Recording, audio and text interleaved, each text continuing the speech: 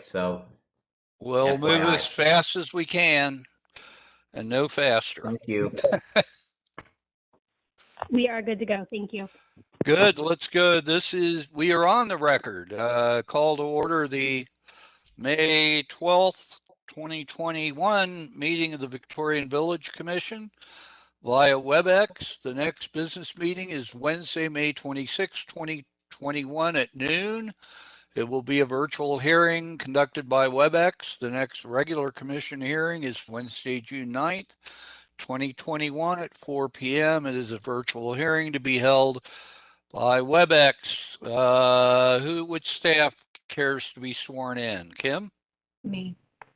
Kim Bernard, do you swear or affirm the testimony you will give today is the truth, the whole truth, and nothing but the truth? Kimberly Bernard Sheehy, and I do. Very well. Let's introduce the commissioners present for the record so we know that we're here. Commissioner Moriarty. Present. Commissioner Sullivan. Present. Commissioner Sewo. Present. Commissioner Hissam. Present. Commissioner Conyers. Here. And Commissioner Decker is present. So we have 6 of 6 commissioners. Do we have a public forum today? No, we do not. All right. Do we have a motion to enter the staff approvals listed on the agenda into the record? So moved. Motion Second. by Conyers, second by, was that Sewo? Yes. Discussion. All right, let's vote. Moriarty, Yes. Sullivan, Yes. Sewo, Hey. Hissam, Yes. Conyers, Yes. Decker's yes. All right, they are entered. Approval of the minutes from the last meeting from April 14th, 2021. Do I have a motion to approve them? So moved. So moved. Moriarty was first to hit the button. Second? Second. Second, Sewo. All right, discussion. Let's vote. Moriarty, Yes. Sullivan, Yes. Sewo, Yay. Hissam, Yes. Conyers, Abstain. I was not Decker. present, so I Okay, Decker, yes, they are approved. All right, applications for certificates, continued applications from the April meeting. It seems to me we have 23 West 2nd, and before I turn it back to you, Kim, do we have any comments? Public comments? Yes, we do. The public comments will go after. I know, I just asking. Go ahead. Yes, and I'm reminding myself of the order, Jack, so. I know. Thank you. All right, so this application is for new construction. It would construct a new 7-story mixed-use building and 7 2-story townhouses along Price Avenue. This also includes the building massing with the location and size of the exterior and wall materials in elevation, location and size of exterior recesses, and wall sections, the roof terraces, size and location, parapet heights, building connections to the existing historic building, the exterior wall material, color and details, and the windows and the doors. I have included quite a bit of the previous discussion, some clarification with the applicant as well. And since a lot of this was already previously discussed at the last hearing, I am not going to belabor it. We did have a question regarding the understanding of the detail for the price walk-ups, and our applicant did clarify that the townhouse walk-ups are clad with the primary brick. The recessed entries have the Omega Light panel and the gray mica. The information was provided in that A5.21A.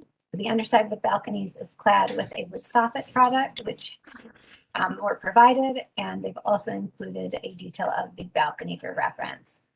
Details were requested about where the 2nd story meets the 3rd floor. The applicant clarified that these areas are going to have that gray TPO product. They're going to have the what? A gray TPO product.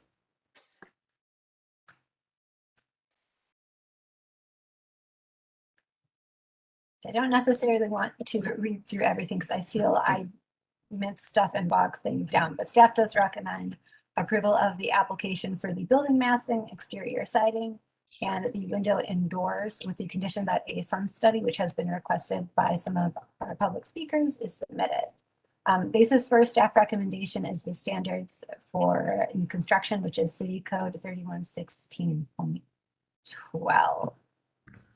Jack, I will get this back to you so we can get our applicant sworn in and they can clarify a little bit. All right. Who will be speaking on behalf of the applicant today? Please Commissioner introduce. Decker, you have Jessica Shuren, you will have Brett Kaufman, Frank Sasso, Priya Iyer, Mike Shannon, Steve Welker, Randy Black, and Eric Beckstedt. All right. Do we all swear or affirm that the testimony we will give today is the truth, the whole truth, and nothing but the truth? I do. I do. I do. I do. Is that everybody?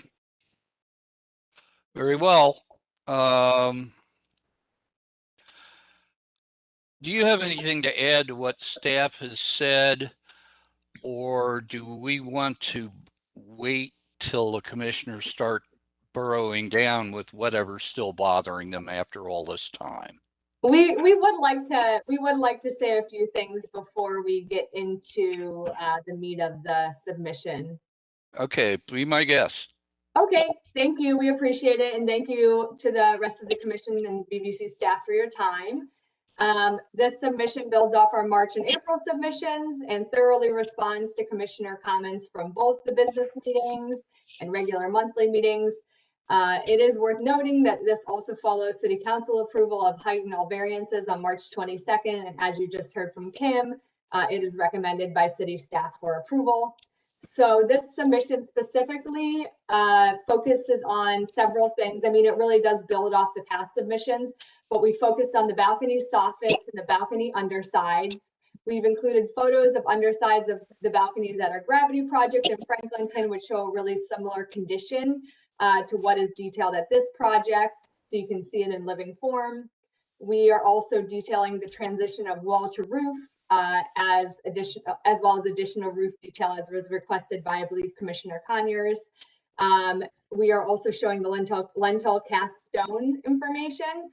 And we are providing additional photos and videos of the building material, primarily the metal panel, and we included the 2 open houses for commissioners to touch and feel the various projects, which I think was back in early March by this point, so it was a little while ago. We're also providing rigidity and load information on the metal panel, as well as other installation details. We've had a number of conversations with the manufacturing company for the product. A lot of it coming out of this meeting, which was really helpful. We did a significant amount of due diligence on this and feel very comfortable with the material. And then we're also providing clarification of the metal panel sizes on the facade, especially near the roof line, and reflective index of the Omega Light metal panel at other local projects, so you can kind of understand the reflectiveness of our metal panel versus what else you see maybe in the short north or in the overall Columbus community. And then one thing I do really want to touch on, we've heard loud and clear from the commission that there is a desire to bring brick back into the 3rd floor pool terrace parapet wall. We've really worked diligently over the last several weeks, couple months at this point, to incorporate the brick again at that 3rd floor amenity terrace, as was illustrated in the concept renderings. What we're now proposing is a metal rail at the front of the pool and then brick on either side. So really that metal rail will communicate that there is some activity happening behind there, but there is sort of that privacy happening outside of kind of where the pool is on the rest of the terrace. We spent a significant deal of time considering this direction, given commissioner input, and feel it's a really important detail to bring back. And we really did want to do this to show our commitment to making this a collaborative process, which is what we believe the commissioners have wanted since the beginning. And we just want to say thank you for that because we do feel it was a beneficial change to the project. Frank or Brett, do you have anything to add? Yeah, thanks, Jess. I appreciate it. And just briefly, we want to, particularly for the benefit of Commissioner Siwo and Commissioner Sullivan, who are somewhat new still to the VVC, take a minute to just go through some history here.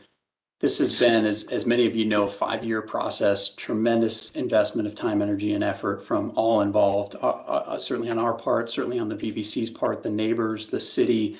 It's been 30 plus meetings, countless business meetings, open houses, meeting with the neighbors. And it's really been quite a journey to get to this point. And I think it's important to have that context tonight as we're talking about this application. Between February and April 2017, we received approval on the initial iteration of this, which had come down from what was originally a 10, 11-story building down to a 9-story building. It's about 335,000 gross square feet, had it removed the northwest access on the alleyway, had a floor of office. So a very different project in a lot of ways, much bigger, taller. That was approved previously. It wasn't feasible to construct. We went back with several alternatives in 2018 and into 2019. And then fast forward to February of 2020, we came in with a plan that looks, somewhat similar to where we are today. We introduced this project and really approached the process in good faith of wanting to be responsive to all the concerns we had heard from prior several years worth of meetings and neighbor comments and VVC commissioner comments. Took the building down in height, took the massing down significantly. So this is about 100,000 square feet less in massing than that original approval. Does not have an office component, so less trips per day. It's a 7-story building. It reinstates the alley access fully northwest there that had been removed previously with the prior. And most notably, I should have mentioned this before, but early on, our first proposal to the VVC kept only just a little bit of the front facade of the original IBEW building. We heard loud and clear from the VVC, from the neighbors, that it was really important that we kept a good portion of that original contributing structure. And so we went back to work and made that a really high priority to protect and preserve a good portion of that contributing structure, which became kind of the genesis for the future iterations of this project and is still maintained today, which is something that we're proud of and happy to be able to do. So since we reintroduced it in February 2020, we've received conceptual approval on the height and massing from the VVC. As you all know, we received full demo approval based on this plan from the VVC several months back. As Jess mentioned, we received unanimous vote from the City Council on all the variances. And along the way, there's been a number of straw votes and indications. And through that process, particularly for the several architects I know we have on the committee, we've moved forward in good faith with our plans. So we started with conceptual, we got good indications, we moved to SDs, then we moved to DDs. Now we're about a week away from a full permit set of drawings being completed. And that's been obviously a huge investment of time and resources. And we moved that forward in good faith based on the feedback we were getting, making changes along the way. I think Commissioner Conyers, probably 4 years ago now, said this really well, where he said something like, this is a really complex site, it's large, it's going to require an iterative process. And maybe at the time I didn't realize how right you were, Sean, but you were really right about that. And I think it has been that. I think it's been a really good process to get the feedback, to tweak things, to be responsive. And the result of all this is we now have a project that we're very proud of, and we think the commission should be very proud of as well. And it's something that's going to be very additive to the neighborhood. We all know it's a very challenging market, lasting effects of COVID, and also what's going on with construction costs right now. And we are adamant about keeping the quality of this very, very high and maintaining the integrity of what we're trying to do here. And so really are grateful to be here and appreciate the time and excited to go through any questions anyone has. All right, thank you. Does that complete the developers' initial presentation? Yes. All right, public speakers, who do we have, Kim? We have Lisa Wood. All right, Ms. And Wood? Yeah, well. Okay. Did I hear an end? Do I need to do anything? Hang on a minute. You'll need to be sworn in. It's just Lisa for this one. Lisa's our only speaker. All right, Lisa? Yes, sir. Do you swear or affirm the testimony you'll give is the truth, the whole truth, and nothing but the truth? Yes, sir. What have you to tell us today? I'm just gonna spit in the wind one last time and ask you to vote no. It's still too big, still inappropriate. And my biggest concern is I've already had my garage blocked and they haven't even started. I couldn't go to the grocery store. They were putting some lights back in the parking lot and they decided that they needed to block my garage. So I need them to be better neighbors than that. And that's all I got to say.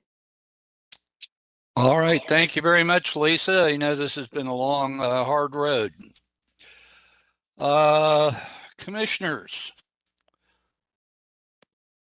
what is still on our minds here about this project? I know that Mr. Conyers had a couple things that he couldn't bring up at the last meeting because he wasn't there. So maybe we should start with you, Sean. I'm sorry, this is Belkis speaking. I'm sharing the materials, and if there's a specific page that I can go to with materials, I know there are some additional attachments of, specific cut sheets. So if there's anything that I can go to specifically, just please let me know and I will do so. Thank you. Thank you. We'll do that. All right. Anybody? Sean? Yeah, I don't mind starting us off. Go right ahead. Okay. I really appreciate the applicant actually, since in my absence last month, being able to at least have some dialogue to address maybe some of the questions that I had, but I wasn't able to express. So that's very helpful and appreciate those responses and that email communication. So then that way, at least we can stay current for today and hopefully we can make some way today. So, so very, very thankful for that. The first item I think was that I had was trying to understand the walk-ups, and that was previous from 2 meetings ago. I think that the information as far as materials and such, there was some shading that was added on some of the elevations, and so that was clarified as being, I think, the Omega Light panel, which was more of a gray in color. So I understand that now. So thank you for the clarification there. I did have questions about the TPO and the transitions there because if we remember conceptually. And really, I was just comparing the conceptual drawings versus the advancement of some of the construction drawings. So I don't mean to necessarily get in the weeds. I'm perusing and comparing and just trying to understand. So I apologize for being somewhat thorough, not necessarily trying to, cause problems or ask questions too many. So I did understand the transition of the TPO. So that's very understandable. I just remember there was a landscape component, and so the landscape component was potentially going to come back. It was clarified, so that's why I was asking that question. So I no longer have that question as well, so thank you. I did still have the question about, I should say, the amenity as a second floor deck and amenity screening. Before there was, on the conceptual rendering, as Jessica kind of had mentioned, there was kind of a brick kind of retaining wall, or I should say a brick, privacy screen. And then it transitioned back to more of a decorative fence or the same material that was going to be used at the balcony. I know that there's been a discussion about the potential of adding brick and balancing that back out so there wasn't so much of the decorative fence or guardrail material being used. And I'm going to just ask the question, is it in the elevations? I haven't seen that, but in the rendering, is that what's being proposed, which is on page 52 of that PDF? I'll go ahead and speak to that. And I'm happy to share my screen as well if it's easier to navigate like last time so I can hop around. But the elevations do match the rendering that that I'm going to pull up here. And Playa, I truly appreciate it. There's just been a lot of material, which, obviously appreciate the applicant, being thorough and being able to answer our questions. So if I've made a mistake and I didn't see it, I apologize. But just the elevations that I'm looking at didn't have that change. So thank you. Yeah, not a problem. I am happy to, we're happy to kind of clarify those things, and that's exactly what we're here for. So if you take a look, we are proposing a brick wall coming back kind of on each side of the pool, and then having that railing just be in front of the pool area. Now Matt rendering that we revised and sent over to the commission as well. So we're kind of getting that privacy back in that area, still allowing some, you know, idea that there's activity here, but that pool is going to obviously be lower, so you're not going to perceive anyone standing right at that guardrail. So that came directly from feedback from the commissioners, and we think that's a great addition to the project here. That would be a very long wall to span that whole distance, wouldn't it? So what page are we looking at right now? So I'm sharing my screen here. And what page of your application are we looking at? Was it page 55? Is that what maybe Belkis or somebody said? Page 52. 52. Okay, so just to clarify for the record, page 52 is an accurate rendering of the proposed wall in front of the recreation area, correct? Correct. Yeah. Bingo. Yeah. And that helps because on page 4, it still shows the decorative or the screen or decorative fence across the breadth of the elevation. And that's just the packet that we have. So yeah, that's correct. The change, apologies. The change was made after the submission. The cadence of the submission is so far in advance that sometimes, you know, we make an adjustment, but we're not able to capture it. So we have captured it now, both in our elevations, as you saw from Priya, and then in this rendering. The record is clear. Are you happy with this, Sean? Yes, sir. Yes, sir. Very well. Do you have any other issues? I know that you and I had a couple sidebars on Neal Avenue about the panels. Yeah, I think the only item is the panels, and that's really, you know, the breadth of the panels, which is, you know, the dominant material that's, from the second floor line up, and you know, I know that there was some early discussions about this material and the materiality and the ACM panel and the utilization of that, and I don't have any issues with the reflectivity. I don't have any issues with the color. All of those comparisons as it relates to the Moxie, all of that was very helpful to clarify that. So I don't have any additional questions related to color. The only item that probably I would say maybe 2 to 3, maybe 3 meetings ago, when there was a clarification about this particular panel, and I think that when we had asked about some additional details to understand the ACM panel or system that was being proposed, the Laminators Inc. Panel was provided. That panel, I had mentioned at that time that that there are other panels systems within their product selections that I should say maybe a little bit more refined or a little bit more robust. Understandably, the balance of cost, etc. But in my past, I have not had. I'm sorry, I'm just getting a little bit of feedback. In my past, I had not had success in utilizing this particular product. I do have a familiarity with it, and I just felt as though what we were trying to accomplish, with this particular project and what has been communicated as, refined and things of that nature, it just didn't seem like that particular panel system had represented what was trying to be accomplished. I know that we had pointed to Uncommon, which was a recent project. I was very hopeful that maybe the Uncommon project had solved, because, this is years ago, had solved some of the discrepancies or some deficiencies that I had in terms of quality or maybe some past projects that I had personally. But unfortunately, when I really look at the Uncommon, there are a lot of areas where still the oil canning is still a problem. This system utilizes a riglet, which creates the reveal. And that riglet, it's sometimes difficult to kind of keep the 90-degree and it clean at the corners and intersections and such. And then the one other item that, is the translation of this system onto the facade. So the panels, or I should say the facade has changed in terms of representing the 4x8 max kind of panel. And it changed what was being conceptually shown as something that was a little bit stronger vertically, in some of the previous conceptual images. And so I guess what I was saying is that there is a comparison to maybe, I think, what everyone represents as maybe a successful ACM panel installation as the Moxie. Not to say that is the material that has to be used, but I think that represents a clean ACM panel installation, which it seems like this particular project deserves.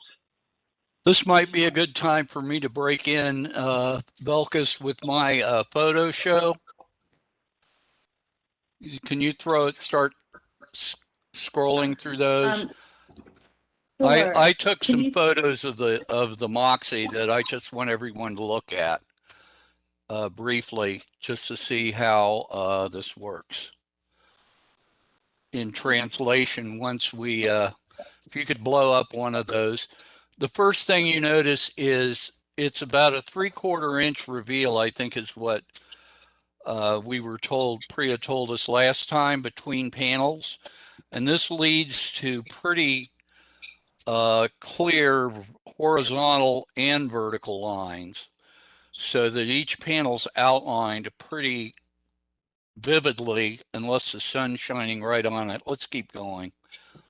Jack, I do want to clarify something for the audience.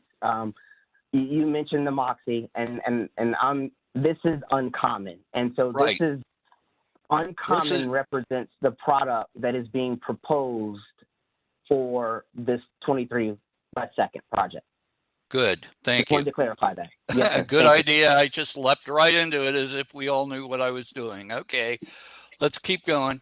Next.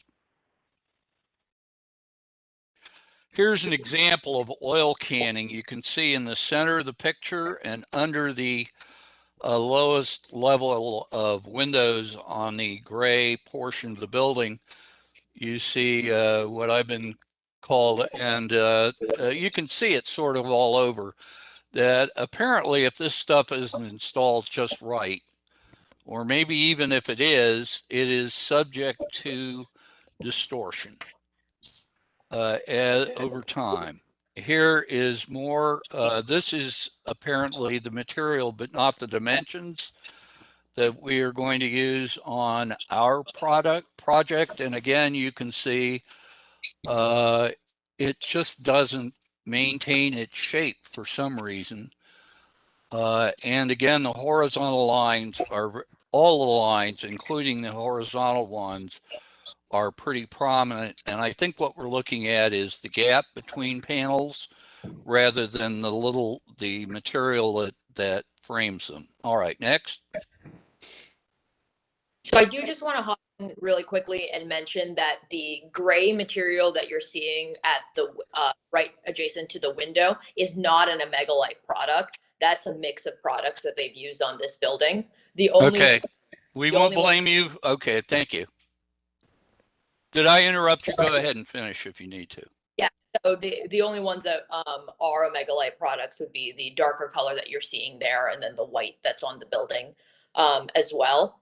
And I want to note that I know there's some concerns that people have brought up, from oil canning and from, that coming maybe from an uneven substrate. This product is, is installed. What we're proposing is an installation for it to be on the back channel, which will allow it to be shimmed so that we can make sure we are having a flush product. And the product is an ACM panel, so it is bonded to a polypropylene core that will give us the rigidity to keep from oil canning. If there's concerns about these horizontal kind of reveal lines, we can talk about going to a system that shows less of a reveal there. There are that we can propose in detail where you won't notice that that horizontal reveal. All right, we might as well finish my photos real fast and then move on to discussion. More horizontal reveals. More. Next. There you go, more oil canning. Apparently wrong material. There's some really nice stuff. It's the wrong color. It's on the library. There we are. Thank you. All right. I've taken my turn. Anyone else? Rhea, what do you think? What can you do if I'm not the only commissioner who has a problem with these reveals? What can you describe in greater detail what you can do about them? So our what we wanted to show here, we think that the reveal adds interest to the facade of the. So we would propose that we keep that on the project. It's intentional architectural design to help break the that there. The material is the same for the reveal as well as the panel, so it will still blend into the sky. We think just having one kind of mass up there without having these reveal shadow lines and interest sun hits it will actually make it seem as if it's a larger kind of mass up there than if you have these reveals. That would be our thought. And I'd just like to jump in. I think, you know, what you're seeing on our elevations is a more vertical layout of the material as well. And what you were seeing on Uncommon was more horizontal. And also you have to remember that that is a pretty flat color and we have a color that's a lot more reflective. So I think what you're seeing is some of the imperfections just generated by a flat color depending on when sun hits it. And you know, that building was done several years ago as well. And as we know, technologies have improved on some of these materials. So I think, you know, we have to remember that we aren't quite looking at apples to apples either. And I want to make sure that's clear. Just so you understand our history, we've had, you know, we only have one chance to get this right. And we had a very bad experience with a building very close to the one that you plan to erect where we didn't look at the materials carefully enough before the building went up and were unhappy with it. So please indulge us. Absolutely understand. And we actually, I mean, we do appreciate it because it has challenged us to look a lot more thoroughly at what materials we're using. And I don't know, I believe he is still on the call, but Brent is on this call and we know that he would not accept something that won't withstand, won't hold up, won't have, you know, an appropriate warranty. So we are taking this very seriously as well. Yeah, and I do want to talk about kind of the differences between what we're seeing at the photos that you have taken at the Uncommon versus kind of what we're proposing. We're proposing something that's a bit of a you know, better technology, have this back ventilated drained system hat channel, and that's really in combination with the ACM panel, the good way to make sure that you have flush surfaces and really make sure that that panel there looks at to as we can have it. If, you know, I don't think you necessarily want to butt these panels up against each other, but it seems to me 3/4 of an inch gives you a lot of pretty vivid lines. It would not represent a big sacrifice, at least financially, to the developer to like have the reveal, would it? Commissioner Decker, we haven't looked into that at all. I don't want to make a comment one way or the other because it's not something that we have explored. So I don't want to promise anything. You know, we are. I will say we're very happy with the look that currently exists. Yeah, okay. From an architect standpoint, we would want to keep the reveal. That goes above cost. We believe that having is the better from a aesthetic standpoint.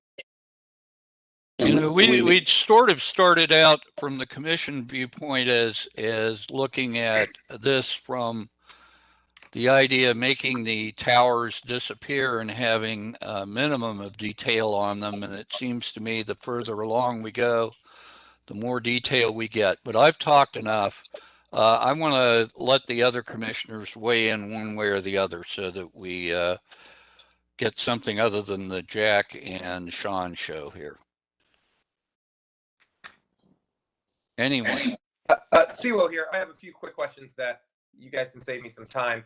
What is the height of the wall and the rail from the ground level? So obviously the pool will sit, below ground level, but do you have the height if someone is standing on the pool deck, let's say? So from the surface of the pool deck, it would be a 4-foot rail. Okay, and then obviously that brick is the same height as well. Correct. The brick will go, yes, the brick will go to the top there. So there'll be a bit of coping there, but yes, they'll be essentially flush. Okay, fair enough. And then second question, when Jack is talking about the materials and the reveals and things of that nature, to put this in better context for myself, when I think of your other projects, so like Polaris and On the Commons and 250 High, understanding, Jessica alluded to materials being different and things of that nature, but the 2 points of this is, are these materials that you all have used on any of those previous projects? Steve, can you speak to that at all? You probably have the best history. Yes, the answer is no, we have not used this light on our specific projects because we've never been able to afford it in the past. This represents a significant premium from the materials we typically use on our buildings. And we've done that in effort based on the feedback from the commission. We've upgraded to these materials. Okay, Yep. So one would fairly assume that this hopefully should be a better quality, even compared to those previous projects I just mentioned. Mm-hmm. Yeah, substantially. We've in the past, this product is to address the oil and concerns that have been brought up on. If you look at some other projects, they have been more of a standard flat metal paneling, Right. which you do inherit some of that feedback from the substrate behind it. This product alleviates that with the hat channel system and also the waffle board behind the actual finished material. Thank you. Yes. Anyone else? Yeah, I'll jump in. I really appreciate the applicant's diligence and all of the additional information. I know I've only been here for part of it, but I appreciate the extra drawings and information that you've done on the materials and the sections and things like that. A lot of the questions that I've had have been flushed out through this latest submission, and I'm really kind of happy with where the submission is tonight. The issue kind of that we're talking about with the ACM panels, I kind of actually disagree, Jack. The verticality of the lines that are continuous that go up, I think will help draw the eye vertical, and the horizontals that are breaking are not that often. Obviously, they end up needing them just from a means and methods of installation. So I think those horizontals aren't going to be as pronounced as we see in the Uncommon project. The information that you guys had provided on the ACM panel, yeah, I mean, oil canning is kind of the nature of the business when we're working with metal panel. So I think you've mitigated it as best as we can ask for doing the rain screen system, doing the channels, allowing for shimming or caulking and things like that to allow the panel to flex as it heats up. Delamination is just going to need to be a warranty thing. So I would hope you guys are working with the vendor to make sure the warranties are in full for anything that might come up later on that would address a lot of those issues. I have not seen this or used this personally, but I've used a very similar product as well with some success. So I don't have any concerns with the actual installation or selection of the product itself. I really appreciate the extra detail on the townhouse and the railings that are put in there, as well as the addressing the issue in the common space on the second floor. I think the brick reveal there is a net positive that's coming out of that. So that's all I really had. Anyone else? Ms. Moriarty, Mr. Hissam? Sure, I can go. This is Erin. I would like to mimic the comments of thank you for working with us so closely on the submission. There is one portion, or I guess two, that I'm still have questions on, and they are mostly visible in that last rendering that you've submitted, where you can see the brick half wall at the amenity zone. And then I want to double check on the record that the utilities on the roof are not visible from the street, as we have many AC units up there. I know we have a roof plan for those placements, but I'm not sure that we have a section that shows kind of like the height of the AC unit versus the height of those roof walls.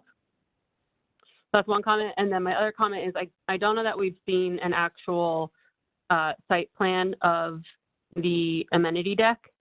And so, you know, in the rendering, there's a brick wall, but you can't really tell how wide that brick wall is, how high it is, which Mr. Siwo alluded to. And as well as there's some sort of pergola that's visible, and I'd like to see some more detail on that. I don't know that that would hold up this entirely, but I don't think that we've received enough detail on that amenity deck. You might be able to, we might be able to consider that part of the landscaping plan. Yes, that is what we had talked to, I believe, Sarah prior to her departure, what we had talked to her about.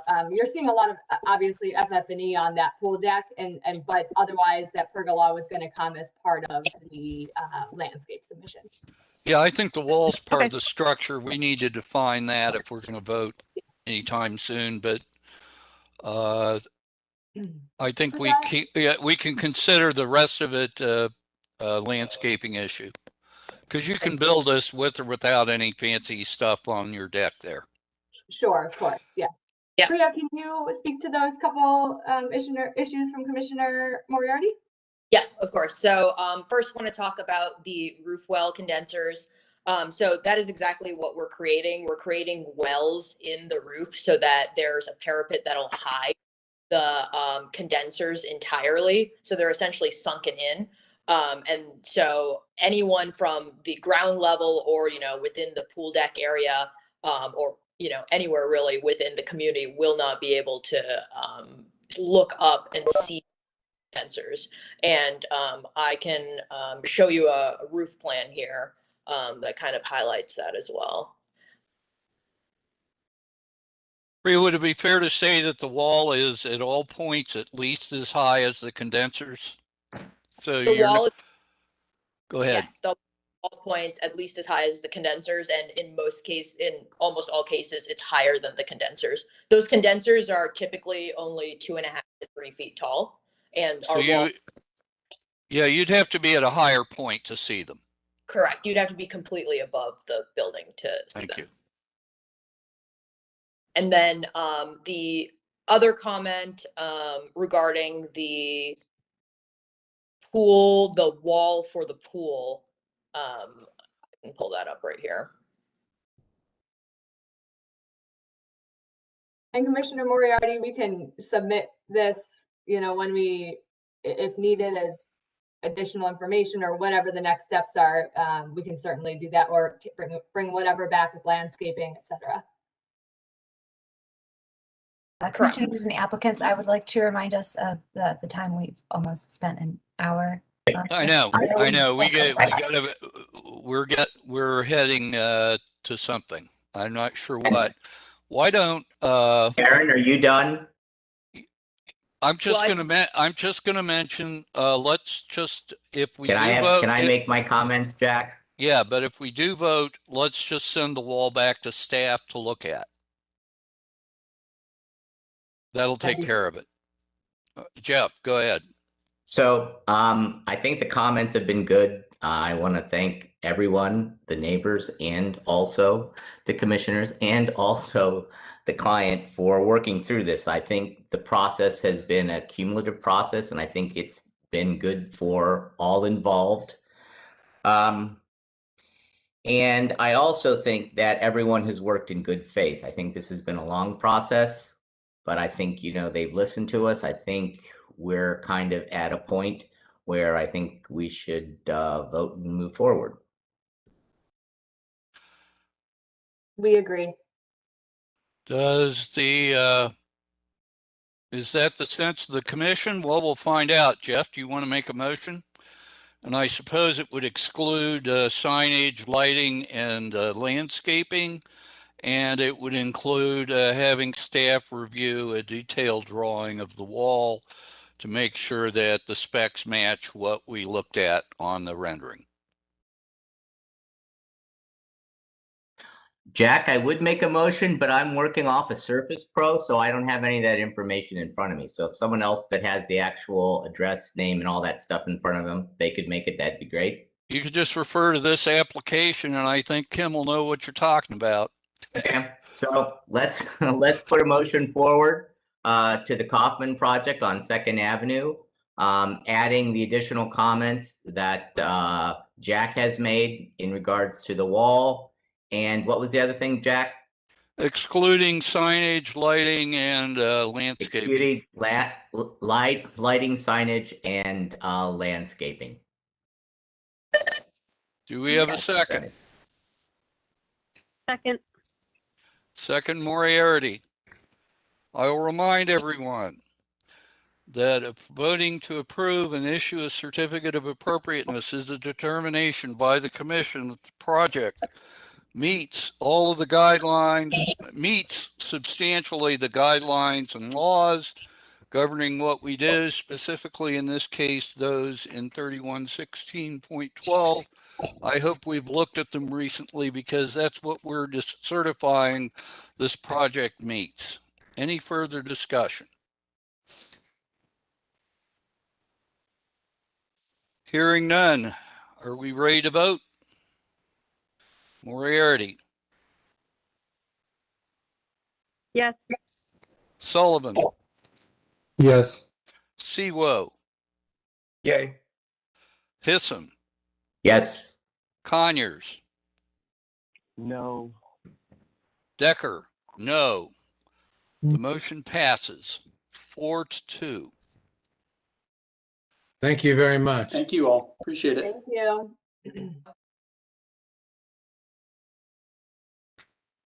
All right. Next project. All right, we are on to 789 North High Street. This is similar to 793 North High Street. I'm assuming the commissioners would want to discuss this together and vote on them separately.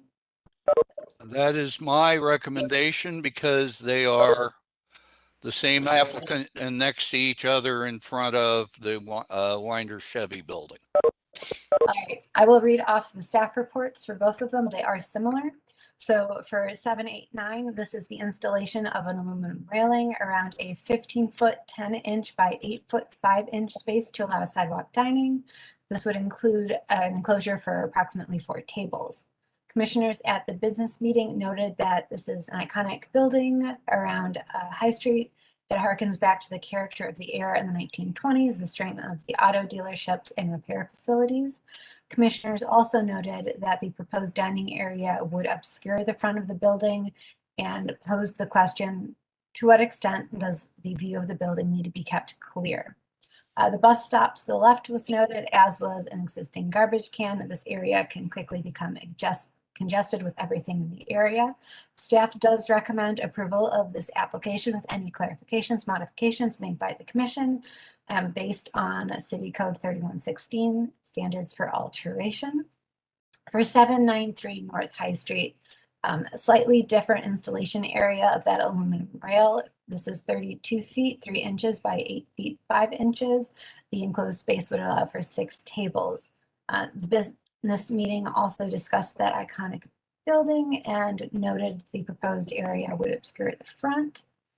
Commissioners did request previously the drawing to be updated to include the existing manhole cover that is in the area, which our applicant has submitted. Staff also recommends approval of this application with any clarification or modifications made by the commission. Again, the standards for alteration 3116.11 for the basis of recommendation.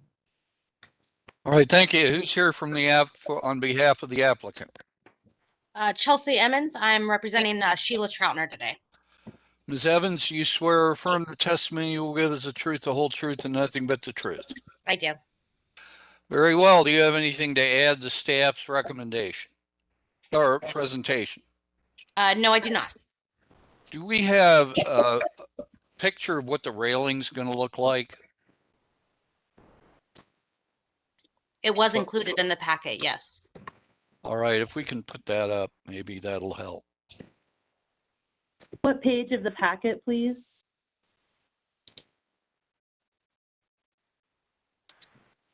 Anyway, while we're looking for that discussion. Well, I think what I said several years ago when the work started, there would be a land grab, and how do you dictate who gets to put a little eating area up and who doesn't? And I think it's very hard for us to say no when we have gone and consistently let this happen.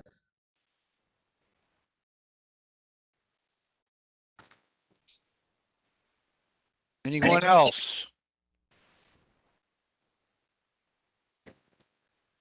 And quite frankly, now that these are up, I kind of think they animate the street, and I guess we'll have to work with the foot traffic as best as we can. Yeah, I do not have a firm idea of what system you're asking us to approve. I see railing style systems customize your look somewhere in here. Is that what you're proposing? Or then there's some black railing and some white railing? What are we doing here? So the railing, it's the 9000 series of the superior aluminum railing that was included. I think the page is up right now. The one picture shows the existing railing on Hubbard Avenue. Basically what we did, we went up and down High Street and tried to find a railing that was more consistent with the neighborhood, such as Bristol Republic, Eugene's Cafe, which I'm not sure what that is right now, but some of the other railings. So we kind of went to a new railing to kind of be more consistent with what's kind of been going up in the neighborhood right now.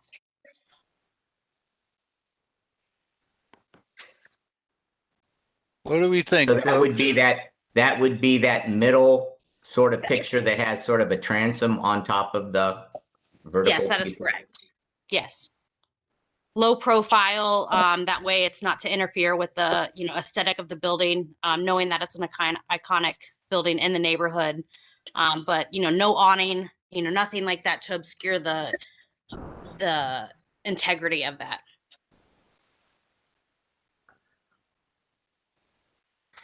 If personally, I think it's just better when it's a straight fence and it doesn't have that top piece. That's my personal aesthetic opinion. So no transom. I mean, the 9000 series has the option to do transom or no transom. So that's my opinion. I don't know what the other commissioners think. Design professionals, what do you think of the idea of replicating what's on the side of the building? There's a lot less going on. You can probably see more of the building through it.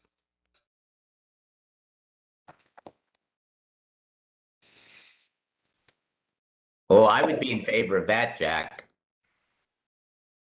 Really? In favor of what? Because I think it adds to the uniqueness of the building. I don't think it plays against the design. If you're going to put something on it, let's put some effort into it.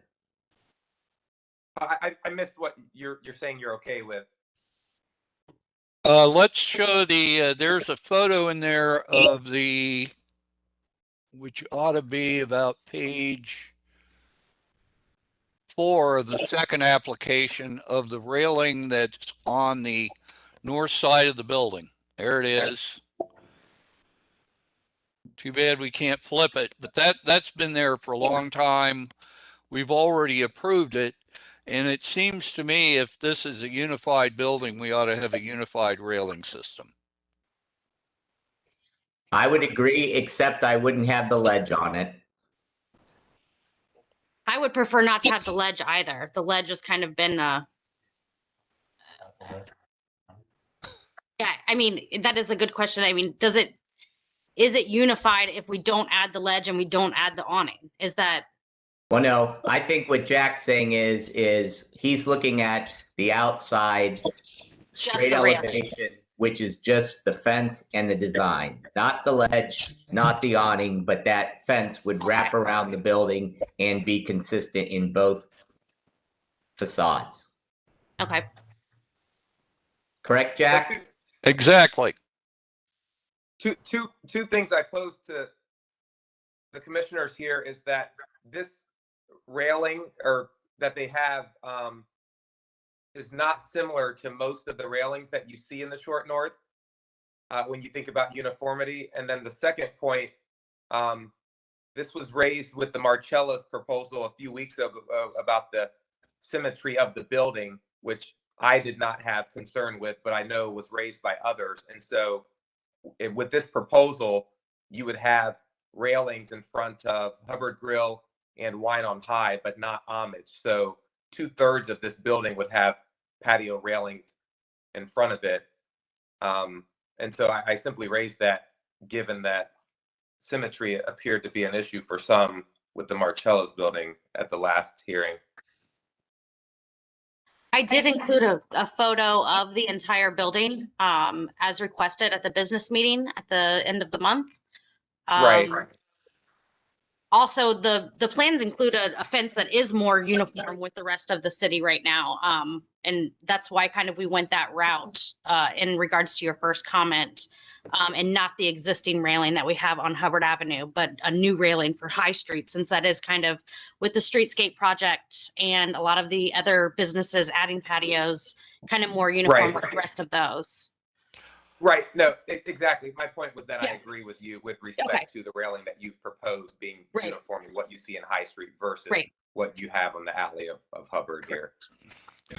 My own view is the Winders building is in many ways its own vocabulary that's very unlike a lot of the other buildings on High Street, so which really reduces the case for having a standard short north railing system in it. And we've started a vocabulary on the side, and I think it should wrap around the building and be consistent. Yeah, anybody else have a view?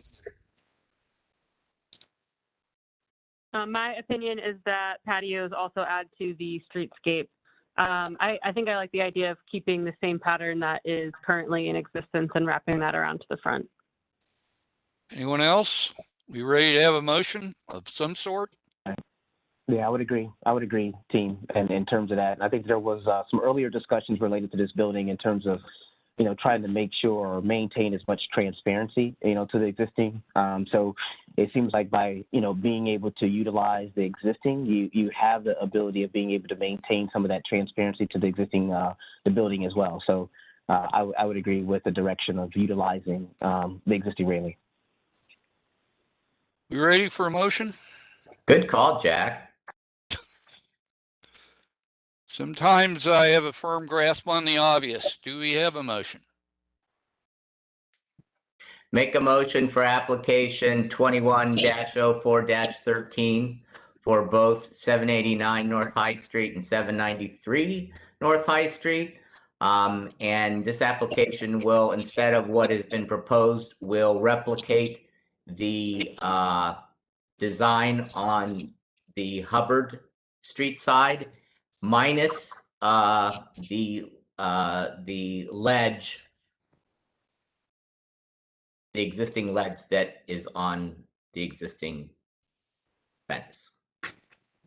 And the canopy and otherwise would follow, be as approved in terms of the footprint. Yep, almost in kind. I have a question before we move to a second, which is, there is one difference, which is there are gaps in this fence for supports for the awning, the one on the north side. How do we want to handle that detail? Do we want to leave those gaps there, or have the fence butt up against itself as it addresses High Street? I feel as if we are going with the consistency, it should wrap around consistently with the gaps as if there was an awning there. Is that okay with you? Okay, so is that part of your motion, Jeff? Yes. staff to look at the final drawings? Yes. Very well. Do we have a second? Second. All right. I think the first voice I recognized was Mr. Sullivan. So he seconds. Further discussion. All right. Votes. Moriarty. I'm sorry. We're Yes. voting. The staff wants us to vote separately on these. So part A is motion with respect to 789 North High Street. All right. Moriarty. Yes. Sullivan. Yes. Siwo. Nay. Hissom. Yes. Conyers. Yes. Decker, yes. Motion passes 5-1. Same motion and second with respect to 793 North High Street. Moriarty. Yes. Sullivan. Yes. Siwo. Nay. Hissom. Yes. Conyers. Yes. Decker, yes. Motion passes 5-1. There we are. Thank you. Thank you. Thank you. Good luck. Next. All right, we move on to number 4, which is 755 Denison Avenue. This application is to install 18 solar panels on the flat roof of the primary garage. I've included the previous commentary from the April 14th, 2021 hearing. Commissioners at the business meeting requested installation details. They would like a scaled measured section drawing of the structure with the angle of the proposed solar panel and the height of the roof deck. They wanted to make sure that the solar panel isn't higher than the parapet. They also requested the substructure of the panel. The application has confirmed that the parapet is 13 inches tall, while the solar panel will be installed at 10 inches. Staff does recommend approval with any clarifications or modifications from the commission. Basis for recommendation is City Code 3116.11, standards for alteration. And since we are kind of running a little short on time, might I suggest for the commissioners, we have our applicant run through additional commentary, get through all of the commissioner comments, and then get back to the applicant, just to kind of cut down on a little back and forth, which adds a little bit more time. Mr. Henry, is that good with you? Are you there, is the applicant here? No one's here. Very well. Any discussion? My only discussion is we've been wading through this issue. Do we have any standard or cut sheets been prepared from the city or any type of zoning to discuss the details of solar panels, since they will be present and probably increase as we move along? As far as I know, the appropriate way to approach this would be in the VVC guidelines. And as far as I know, we don't have any. And staff has probably been treading water to avoid drowning and hasn't come up with them. Is that right, Kim? This is correct. Maybe they'll be included in whenever they revise the zoning code. Yeah, I don't know that it's a zoning issue. I think it's probably, for our district, it's a guideline issue. But it's a great project. We're out in the great unwashed. I'm sorry, the great unknown sea of standardlessness. Although we have taken the approach that these should be minimally obtrusive and minimally visible from the street, which this one is. It's got a parapet around it and just barely visible from the alley. And I guess what I worry about is not just the placement of the panels, but all the connectivity that goes around and through and on the wall. And just for 2 cents, this would be a good project for OSU engineering and architecture students to put a standard together for the city. And I'm sure they would jump at the chance. Do we have a detail of how these panels are going to be installed in terms of what kind of tilt, how visible they are? Page 10. There it is. Our napkin drawing. There's a better one on page 10. In the bottom left corner.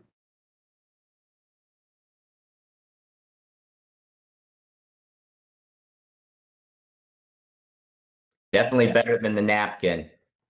I kind of like the napkin. All right. Does anyone have any serious objections to this? Nope.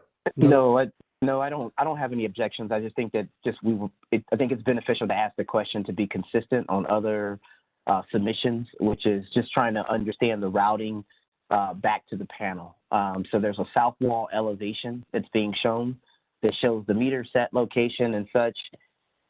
If you probably continue to advance the screen, maybe a couple, there's some elevation drawings, conceptual elevation kind of drawings that are in this. Here we go, right there, that drawing.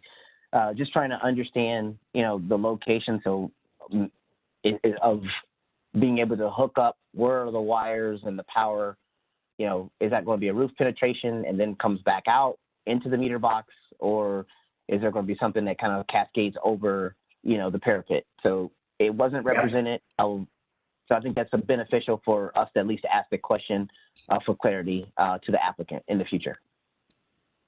I don't think we have an applicant here because it's staff recommended, but maybe the motion could require that the wiring be indoors, and if the applicant wants something else, he's got to come back.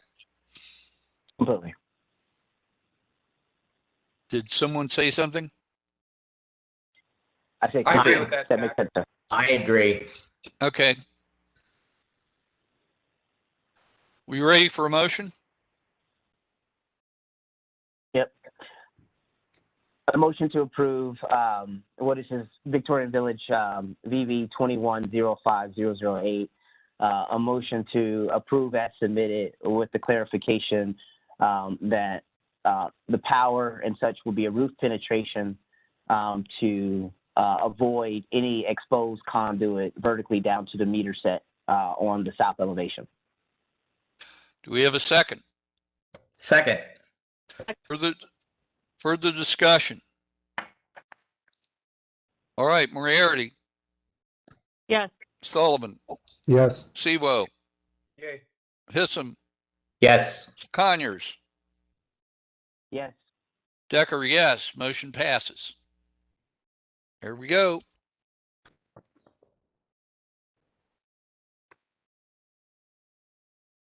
All right. Application number 6 is 1217, 1219 Hunter Avenue. This application is requesting a new shed measuring 10 feet by 10 feet at the rear or west side of the property. Style would match the existing shed at 1213 Hunter Avenue. The color would match the existing house. And the shed roof shingles will be black. This also includes a front walk, removing the deteriorated paver walk at the 1219 entry, replacing with CIP concrete walk to match the 1217 entry, salvaged pavers for future use in the rear yard patio, and reset existing stone steps and add a natural stone slab or chunks to be stacked to mitigate the grade change at the adjacent alley. Commissioners at the business meeting would like confirmation of the shingle and recommend using one from the approved shingles list. Staff recommends approval of the application with the clarification of the approved shingle, which I did receive, and hopefully it is included in here. Basis for recommendation is City Code 3116. I think that should be 12. I think I have a typo, but the standards for, oh no, that is 13, site improvement. All right. Mr. Skinner, you here? I am here. Anything to add? Nothing at this point, no. Mr. Skinner, of course, is the nominee for the 7th and vacant commission Jack, did we swear position, and is a landscape architect. So this is our chance to get shots in at him. Yes, I'm sorry, someone interrupted. Bring it on, Jack, please. did we swear him in? Pardon? Did we swear Mr. Skinner in? Not yet. Do you Okay. swear or affirm the testimony you didn't give yet will be the truth, the whole truth, and nothing but? I do. Very well. Thank you. Discussion, anything?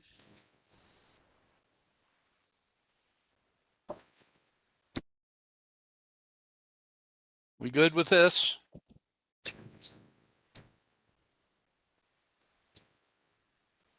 Yes, I don't have any problems. This is Sean, so no problems. I don't see anything. Understandably, in terms of since they're up against the alley, it looks like there's probably an issue with washout, continuous washout. So I understand, what's trying to be accomplished from a function standpoint too as well. So understandable. Anyone else? Ready for a motion? I can motion to approve as submitted.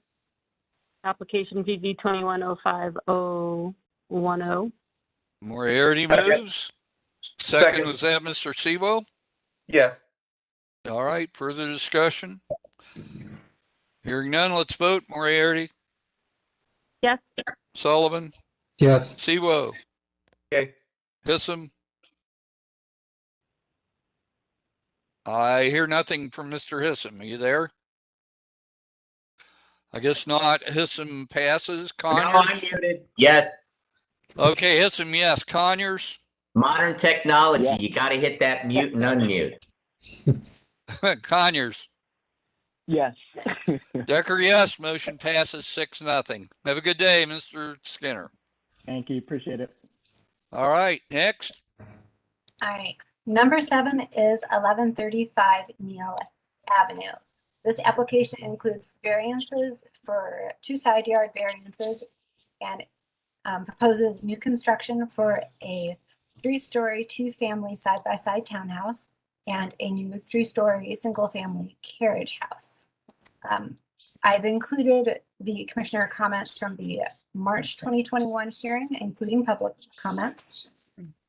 The design of the proposed building has not been updated since the conceptual review. Additional photographs have been supplied of the carriage house area. At the business meeting, the applicant clarified that the variances were not part of the application. The variances are part of the application as they were part of the continued application, and these two have not yet been recommended for approval. So staff has left them as part of the application. We do actually need to recommend them or not. The applicant submitted a 1922 Sanborn map and a historic aged newspaper image of the dwelling, which both illustrate that the proposed dwelling massing matches the historic massing that was provided at the March hearing. The standards for new constructions state that the new construction shall be of brick when brick predominates in nearby structures. The surrounding street has predominantly brick-clad structures, although there are also some frame. However, new construction should not be historicized, so a hardy siding may be more appropriate than brick in this case, especially if the original massing being recalled. Staff recommends continuance of this application to allow for the applicant to take into consideration previous commissioner, community, and HPO staff comments, as well as the guidelines in city code prior to revised drawings. Basis for staff recommendation is the city code 3116.12, the standards for new construction, and the Victorian Village guidelines, which include the new construction, what is appropriate and what is not appropriate. Commissioner Decker, we do have a number of speakers for this. All right, Mr. Fertelman, are you going to be representing the applicant? Yes. Are the applicants here? Mike, are you there? And Ingrid? We're here. All right, do all three of you swear from the testimony you'll give is the truth, the whole truth, and nothing but the truth? I do. Yeah. We do. Do you have anything to say in the way of presentation before we go on to public comment? So, well, we wanted to discuss the variances. So the 2 variances that we're requesting are for the side yard. It's based on the zoning classification of R4, and the base zoning requires a 5-yard setback. We request a 3.5-foot setback. That's based on the width of the lot. Historically, the parcel was a 50-foot wide lot. It was combined and then subdivided again more recently. And it is currently 45 feet wide. And to have a building that meets the current standards in terms of modern building, we were requesting those variances. All right. Ordinarily, we follow the dictate that variances follow design. So it is unusual that we would approve variances before we give a final approval on the design, just so you know. You got lucky with the ones we did recommend approval on. All right, let's move to public comment, and then we'll go back and talk about the design some more. Who do we have, Kim? All right, I do want to quickly note, commissioners, you all received an email that I forwarded along from Kelly Allen. Since I do not believe she is here to give her statement, I did want to summarize that very quickly. So this is on a public record. Kelly Allen says she did not support the proposed variances. They were not in alignment with the neighborhood. The remaining lot on Neal calls for a grand design. The materials were not quality materials. The side yard variances were pushy, and the proposed carriage house is too big as well. And so that is summarized. The first speaker I will call will be Lisa Craig Morton. Please keep in mind, speakers, I will be timing you for 3 minutes. Also, commissioners, you have been forwarded a couple additional photographs from some of the speakers. Very well, Ms. Morton, are you there? I'm here. Lisa, do you swear or affirm the testimony you will give us the truth, the whole truth, and nothing but? I do. You're on. Okay, I'm here today to oppose the applicant's proposal. The side yard variances would result in all of the trees on the lot being cut down. And I would ask the commissioners to note that the city's new urban forestry plan calls for both preservation of existing trees and the rights of the property owners to prohibit developers from removing them. The proposed duplex should be required to be all brick. Other materials need to be of higher quality as well, such as real wood and stone. Suitable examples I've submitted are 94852 Neal and 96163 Neal. That is our expectation of what we would like to see constructed. The proposed carriage house is inappropriate due to its size, massing, and proposed location. The developer should be required to have the same setback, size, and massing as the majority of structures on the alley. Please do not repeat the mistake, as Jack Decker called it, that was permitted at 1123 Neal to happen again on our alley. This proposal has been zoned 1 to 4 family residential. However, this developer is not a landlord in the business of operating residential rental properties. Their website makes this abundantly clear.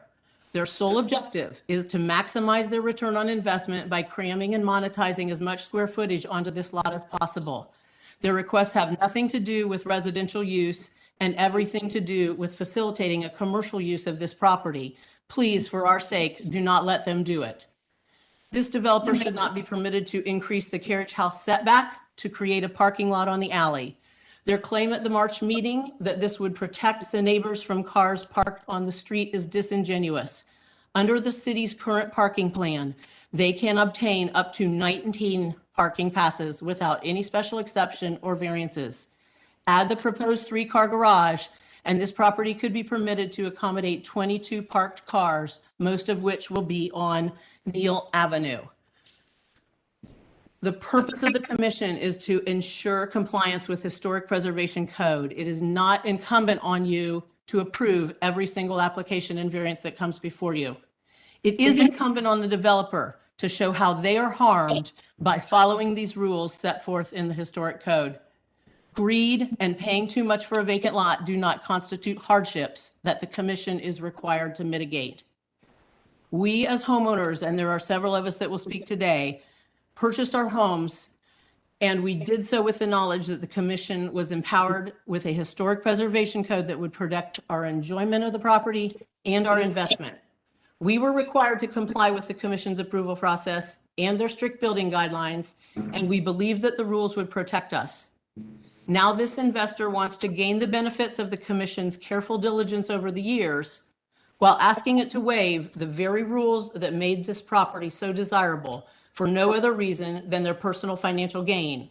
They don't intend to live. Ms. Morden? Yep. We've reached time. All I right. do have your email address, so I will send that out to, or not the email. Yeah, but- I've sent a copy Thank of you. it to you guys. That's it. Thank you, Lisa. Who's next? All right, Andy Gardner? Mr. Gardner, are you there?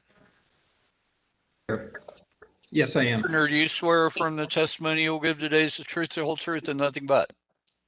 I do. Please proceed. You're on. All right. Well, I appreciate your time today for the proposed project at 1135 Neal. I have a couple of different comments I would like to make. I understand there's multiple frame structures on Neal Avenue. I feel, though, the west side of Neal between 3rd and 4th is a little unique. There is only one frame structure, and it looks kind of out of character. And with this being the last buildable lot, I feel that the structure should be brick and blend in with the surrounding neighbor. In regards to the side yard variances, I'm not in favor of changing the setback from 5 feet to 3.5. As Lisa said, there are a number of trees that could be affected on the north side, and our home at its closest point is less than 2 feet from the property line. So we would only have roughly, 5.5 feet between the two residences. And I am concerned about that. And it just seems that they're trying to, put as much property as they can, by asking for that variance on the sides. And so the last thing is really the carriage house. A 3.5-story carriage house set towards the middle of the yard would look completely out of place with the neighborhood. With this being the last, as I say, property, it really, I don't know that this is how kind of we want to go out on this. It really would look out of place. We don't have any issues with it being frame as far as the carriage house. We do as far as the duplex is concerned. But placing it, some 20-some feet up into the yard when all the other garages and carriage houses are along the alleyway would just not enhance the neighborhood. So I appreciate your time. Thank you. Who else do we have, Kim? We also have John Dinan. Yep. Hello. I'm sorry, your last name? Dinan. Mr. Dinan, do you swear or affirm the testimony you'll give is the truth, the whole truth, and nothing but? I do. Thank you. You're on. Please proceed. Thank you for the opportunity to contribute. I think from my neighbors, you can understand our passion for this block and our interest in protecting it. It's a block that's filled with a ton of value, given it just steps from Ohio State and High Street and the Arena District. It's the tree-lined street that everybody wants to live on, with homes that are 100+ years old.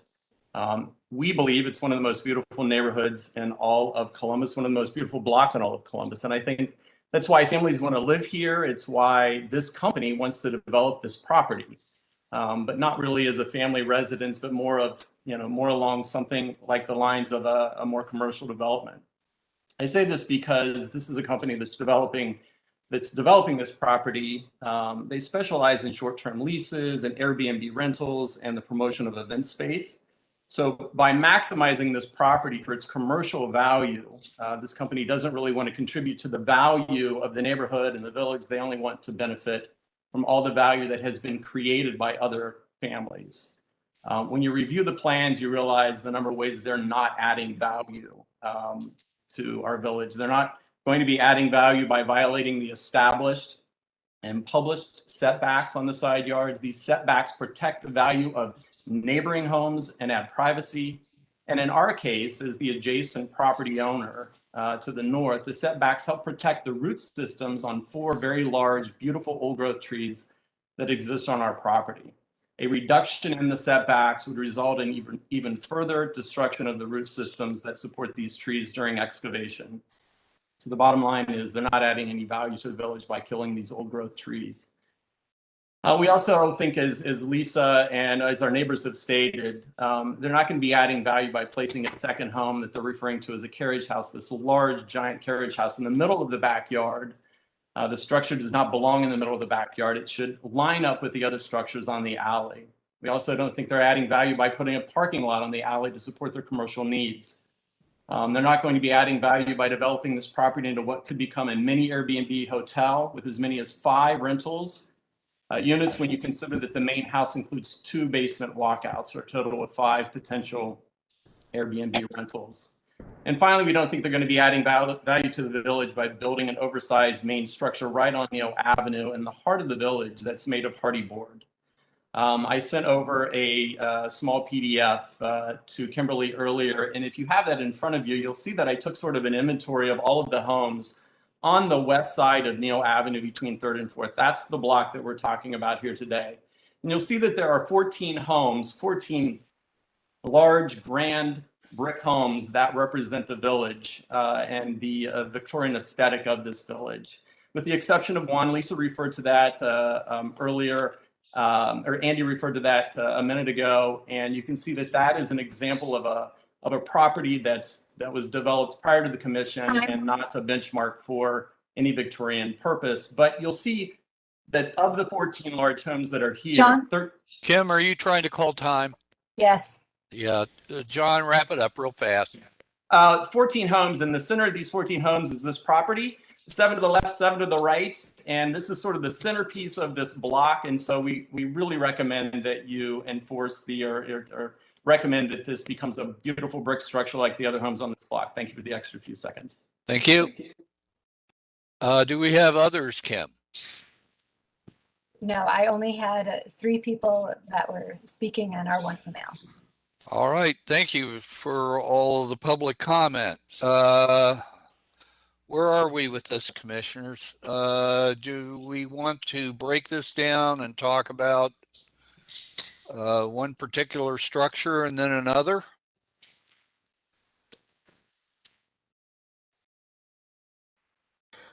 Probably we should talk about it holistically first. Okay. And I echo or repeat what the comments of the neighborhood were, and we've fought with this lot for a long time, and I think we need to up our game.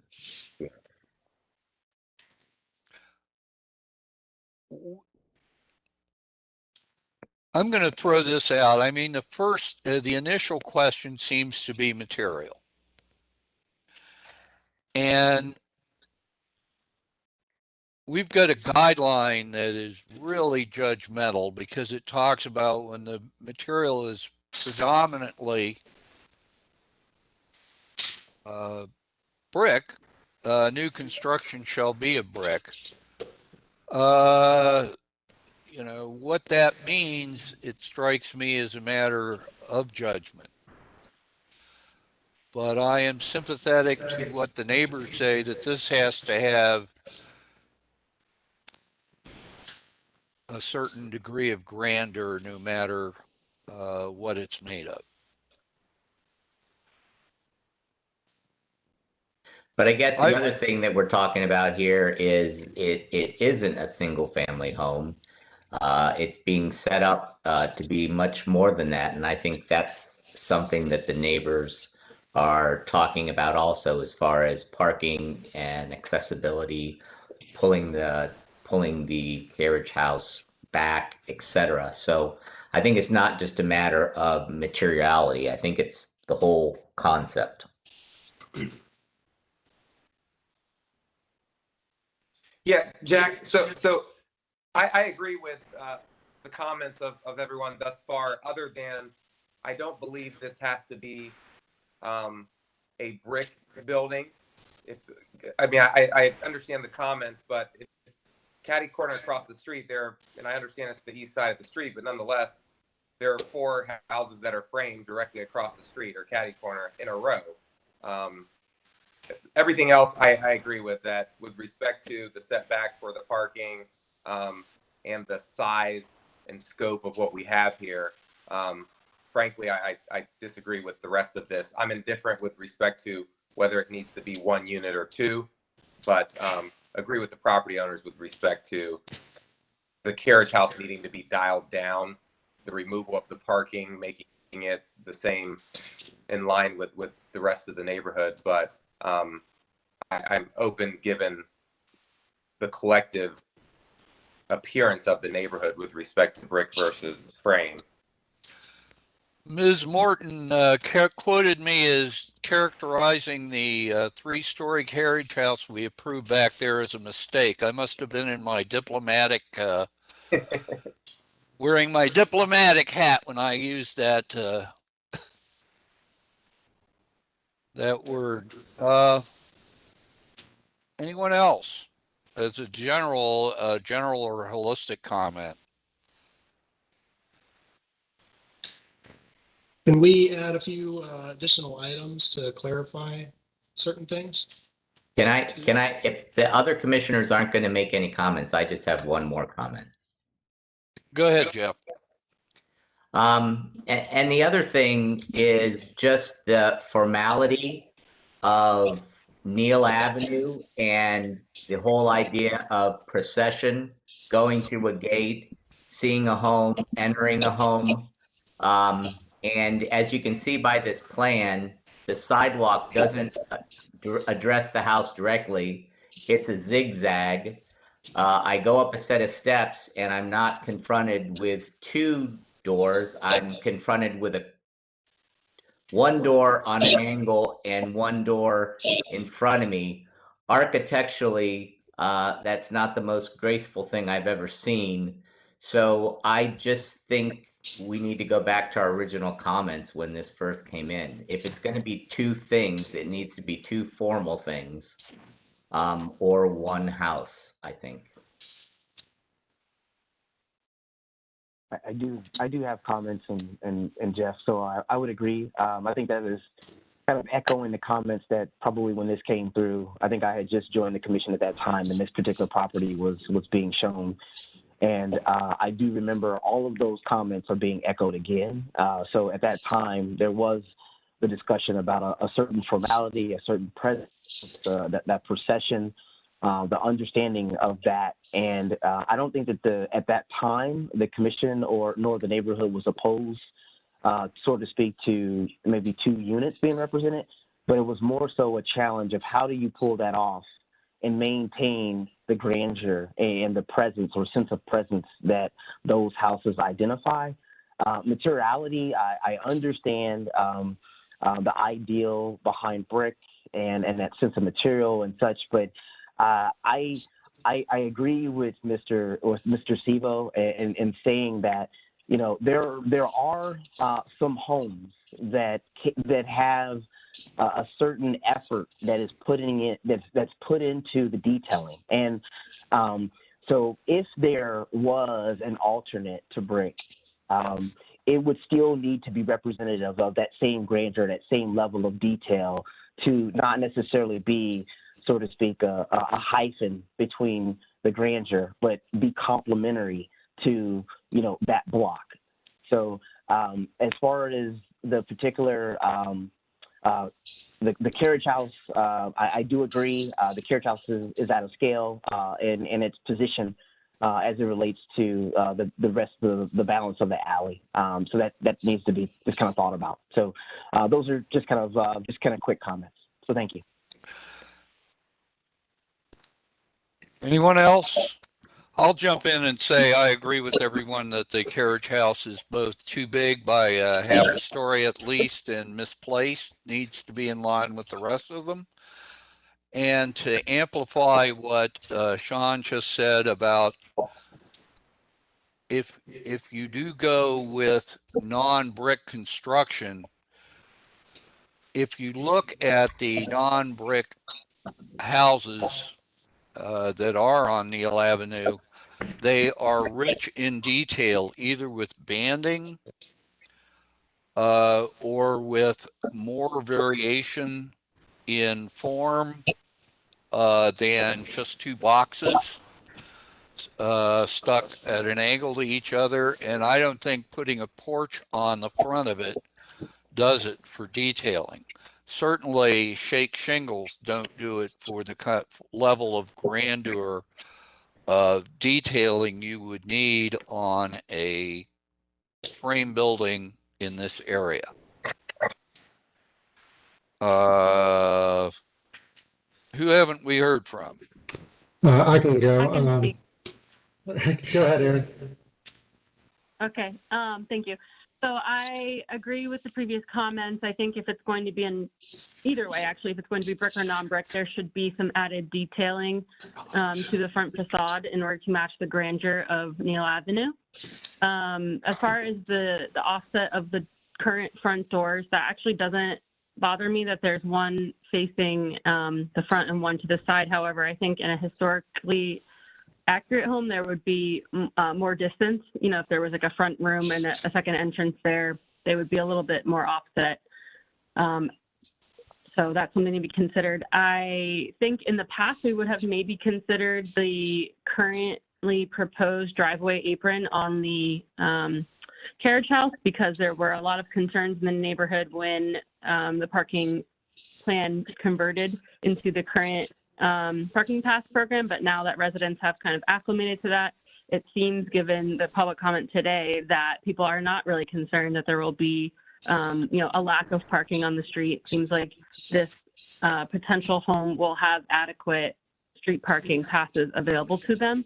And so I agree that the setback from the alley should mimic those on abutting or adjacent properties instead of what is currently proposed. I also do not support the current side yard setback variance, partially because I haven't really heard an argument necessary for it. And then also you have egress in your basement proposed that adds a metal well, which then takes the property line. If you're including the metal well as part of the building footprint, it takes it to much closer than the proposed variance to the property line. And so if that's an actual egress that needs to be utilized, I think that should be taken into consideration for the width of the home. Those are my comments. Commissioner Sullivan. Yeah, I think it's going to be much more of the same for me as well. The facade on Neal, I'm fine with it being framed. I agree with the comments on the brick, though. But if we leave it framed with the siding, there's a lot to lack in the elevations that we have so far. Kind of to your comments earlier, the grandeur and the detail I think needs to be upped. I do like the hiding of the second door. If we keep this in a second and 2 units, I think that adds to the streetscape itself. It plays into the historic nature where you're only seeing a single door, kind of hiding the fact that it's a 2-family unit. So I do support that. And I agree the scale of the Carriage House is just too much. I would like to riff on one thing that Aaron said, which is to ask the developer, are there any plans to use the basement as separate units temporarily or permanently, like an Airbnb rental down there? Why the heck do we need I see you've got an internal access to the basement. Why do we also need an external one?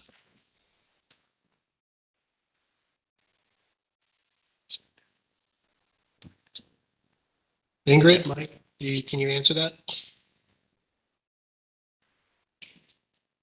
You want to go? So we have like the 2 different exits. That way the future owner can have flexibility on whatever they want to use that that, you know, if they want to have, you know, have that as like a dwelling, like as a rental for their basement apartment, or if they have visitors over and they want them to have their own separate entrance. But that's why we broke it up. The way we set it up, we're keeping in mind that we're putting 3 different dwellings on one lot and just maximizing the use of the land, as opposed to building a one, like a one land, like one lot, you know, a 5 to 6, 7,000 square foot home for one owner. We're just trying to be energy efficient and just maximize the use of the land in a feasible manner. Thank you. Yeah, as far as this commissioner is concerned, the outside entrances are a problem in many ways. Where do we want to go with this? Can I make one more comment, Jack? You may. I respect, what the commissioners said about the entrances, but the other thing about Neal Avenue is it's very transparent about front doors. There are very elegant doubles down by you, Jack, that have 2 doors that say, I'm distinct, but I am a double. They don't hide the front door. They have side panels and large windows. So I just think that it should hold true. I just don't like that 2-door configuration. Can I chime in on the front door, the 2 front doors? You may. I actually agree that we probably should have the 2 front doors facing Neal Avenue, because when I was going down Neal Avenue, I mean, most of the 2-unit homes, they do have the doors facing. There's only actually one building on the 5 blocks of Neal within that lot that has a door on the same way that we have it laid out here, and that's actually catty corner from this house, which is kind of funny. But it's an easy change for us to put that door that's hidden to face Neal Avenue.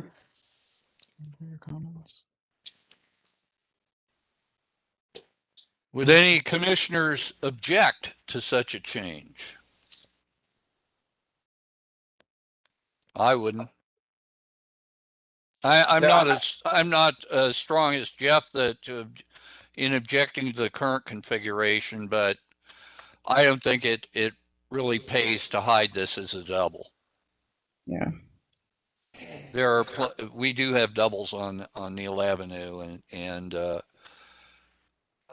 it doesn't pay to try to make this building into something it's not. Yep. Right.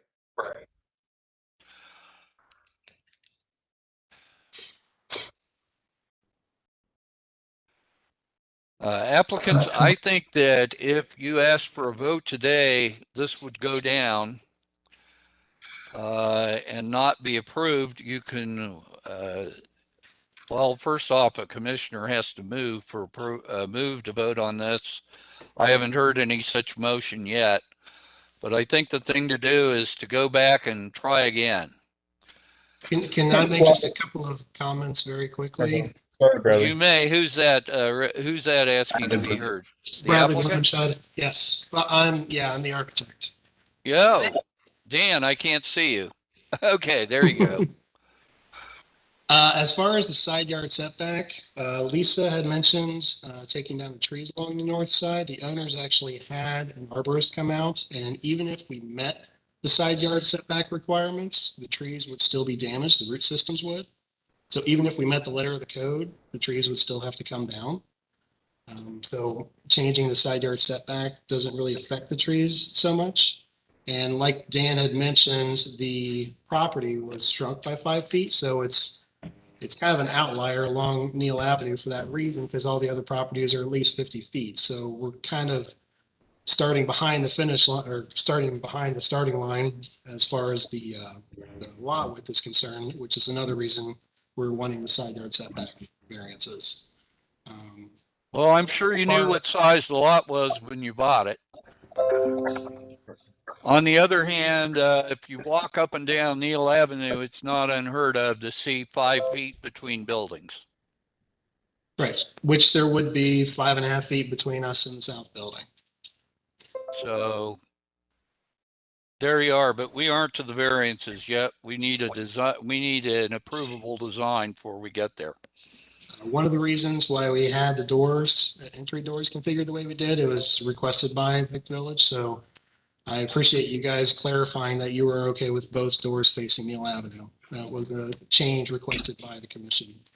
I remember that, and this is an evolutionary process. So I understand. Sorry And about that's that. what, not a problem. That's why I want to thank you for being very specific so we can go ahead and make that change. But I think you need to look at making other changes, either in materiality or in upgrading the grandeur and detailing on this project before you come back again. Yes, we will work on the detailing. We're not gonna go forward with brick. As far as the design guidelines are concerned, the hardy is improved material. So we will put more detail into it and make it the more grandeur style that you've been asking for. So we will go back and add those details in. I think you also need to shave down the size, the height of your carriage house by quite a bit and put it up next to the alley in line with the other structures. Okay, I will talk to Mike think about that. We're pretty, the commissioners were pretty united on that. Okay. Do we have a motion to continue? Can I make a comment first, Jack? You may. Who's this, Aaron? This is Erin. Sorry, I think Kim mentioned that there was a Sanborn map and a historic newspaper image submitted, but I don't see that as part of the packet. So I was just hoping that we could see that at the next application at least. It was submitted to staff. Yes, it was submitted to staff. Okay. All right, Kim, I'm sure you'll take care of that. Do we have a motion? Motion to continue. So moved. All right, do we have a second? Second. Second. Siwa moved, Moriarty seconded. Further discussion. Let's vote. Moriarty, Yes. Sullivan, Yes. Siwa, Yay. Hissam, Yes. Conyers, Public comment? Yes. Decker, yes. The application is continued. Thank you. All right, thank you very much. Thank you. Staff, where are we? Well, we are nearing 6. I know at least Commissioner Hissam has to leave. Are all of our other commissioners okay to stay? I need to leave as well at 6. Okay. This is Conyers tonight. I'm not going to do a hard stop at 6. I'm already missing something. So it started early today, so I can continue today. So thank you. At 6 o'clock, we're going to have to take a 1-minute break. Or do we want to take that break now, since we are right before an application? I just really want to make sure we have a quorum to move forward, because without that, we can't. So I think we should, if I'm doing my math right, which It sounds to me we'll have a quorum as long as we have Commissioner Conyers. I'm going to step out. Thank you. All right. Thank you, Jeff. Thank you all. We'll be back in 30 seconds to 60. Bye. We'll see you guys at the next meeting. Thanks. See you, Kevin. Thank you, buddy.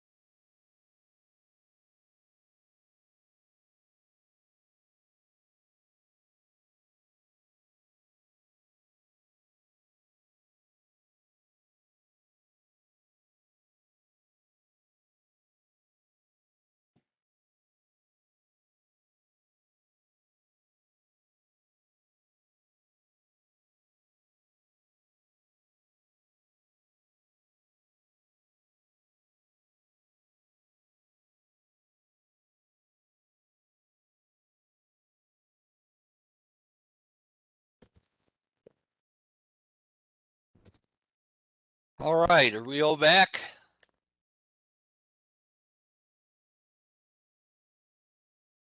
I don't know how long we're planning to stay, Jack, but I'm only good till 6:45. Okay, that's probably stretching it anyway. When we lose Conyers, I think we're out of when we lose Sean, we're out of a quorum and have to quit. Yes, but motivation to move forward quickly, right? That's right. Let's move right along. Alrighty. Number 8 is 1100 Denison Avenue. This application is for the exterior building signage indicating each tenant's name on the south and west building elevations. The shift sign will measure approximately 27.63 inches high by 7 feet 4 inches wide, and pass-off sign would measure approximately 5 feet 10 inches wide by 24 inches high. The signage added to the existing exterior canopy above the front door would measure approximately 14 inches high by the 14 feet and 6.5 inches wide. Commissioners at the business meeting noted they would have to think about the size of the signs on the buildings. Commissioners thought that the address may have been previously approved with the caveat that that would be the only signage on the building. The previous approval, which is the VV-20-07-016, does not have such a note in the approval. While the area is outside the short north design guidelines can still be used. Staff recommends approval of the application with the condition that all signs conform to the short north design guidelines and the address over the door is omitted. Basis for recommendation is the short north design guidelines, specifically on wall signs, awnings, and canopies, and the City Code 3116.11, the standards for alteration, specifically 9 and 10. All right, but we are not in the area that the short north design guidelines apply to, correct? Correct. Okay. We would be using these in a kind of an exemplary capacity. All right, are the rest of us back? Let's count heads. Aaron, are you here? I'm here. Ms. Thomas, are you here? Yes. Sean? Yes. Decker? We have a quorum. All right, do we have someone from the applicant? Hi, Jamie with Schiff is here. Very well. Jamie, do you swear or affirm the testimony you'll give us the truth, the whole truth, and nothing but the truth? I do. Anything to add? We just want to thank you for getting us on, letting us on the agenda. We're very happy in our new building in the neighborhood. We're wrapping up construction on the second floor for Easy Stay, and Pass-Off is under construction on the third. And we would like to talk about getting signage for each tenant on the building, and our reason for wanting the 1100 on the west side is because it's more of a wayfinding item. People still, even with those big 1100 numbers on the corner, can't seem to figure out where to go. I am going to the hospital across the drive aisle 2 to 3 times a week to grab mail. I was the lucky one to have my phone number left over there, so I'm the mail run every couple days. So we just want to talk about what we can get accomplished here today. All right, so it's both it's 1100 on the west side of the building and then all of the tenant signage, right? So on the west side, it's only Shift Capital Group and Pass-Off.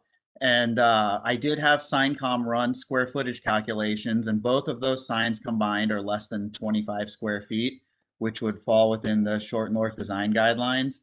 The area where we would ask for a little assistance with that is the guidelines say we can't have a sign over 20 feet high.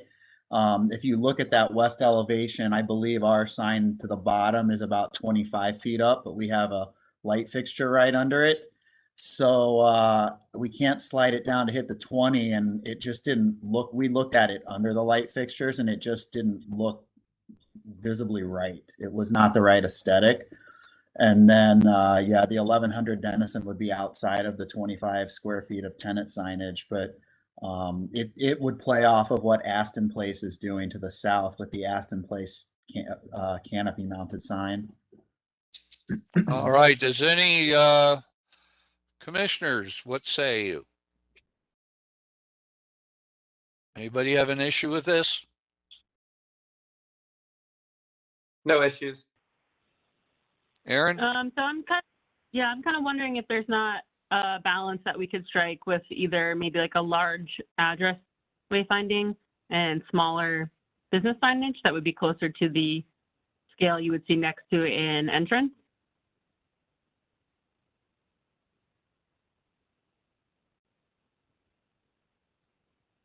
No.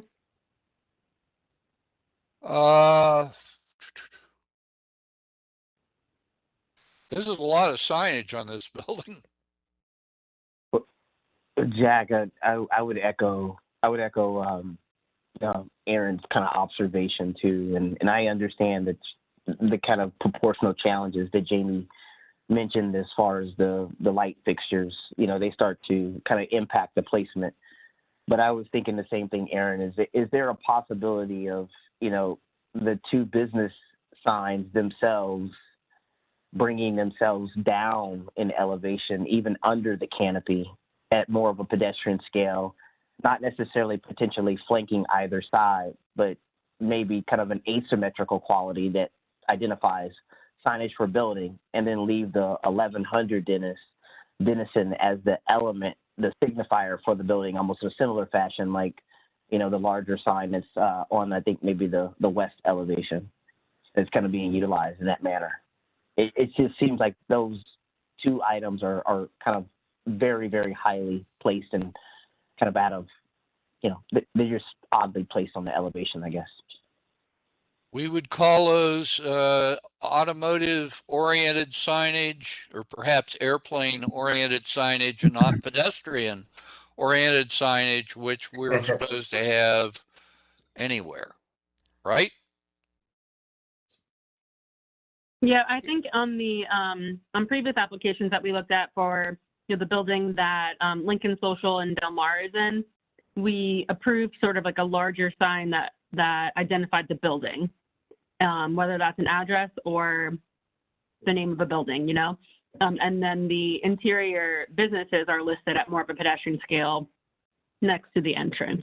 So if you're saying that the address is the most important thing that would kind of ease your life in wayfinding, then I'd be okay with that being, the name of the building, or if you want to name it something else. But I think that the three separate businesses should be at more of a pedestrian scale, similar to how we've addressed buildings within the Short North Design Guideline purview. I agree. Mr. Siwo? I'm fine with that. All right.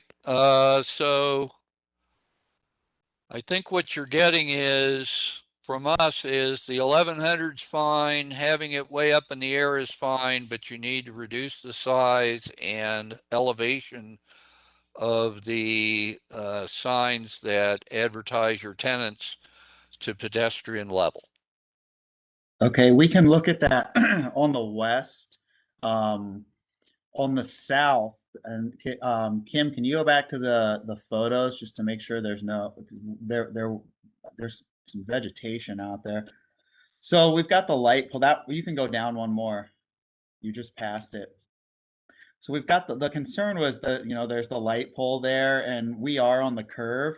So do you want it lower on the south, or do you if you look at the hospital, they're probably, they're sticking out on their canopy, and they're probably 12 to 15 feet in the air, I would guess. We're kind of that hospital signage has been there for a long time. Sure. We're kind of handcuffed again by the light fixture. It would make sense to pull it down between the silver the sunshade railing between the first and second floor, but we've got an uplight right in the middle of that. My fear is Aaron and Sean, I think my sense of your comments is you want it down even lower than that. Yeah, am I correct. wrong? I'm fine with the being large and above 20 feet where you have it placed now, but the other signage should be like to the left or right of your door. Okay. So we can leave the Aaron. south alone, and we'll work on the west. Okay, yeah, so I think Aaron and I are saying the same thing. The south elevation, there's no concerns. We do understand the siding, kind of as you kind of peel around that curve, but then the scale kind of changes as you start to, address sex. So that makes sense. So yes, I was just talking about the west as well, Aaron. Okay. So is this something we'll need to come back next month, or can we work with staff on this?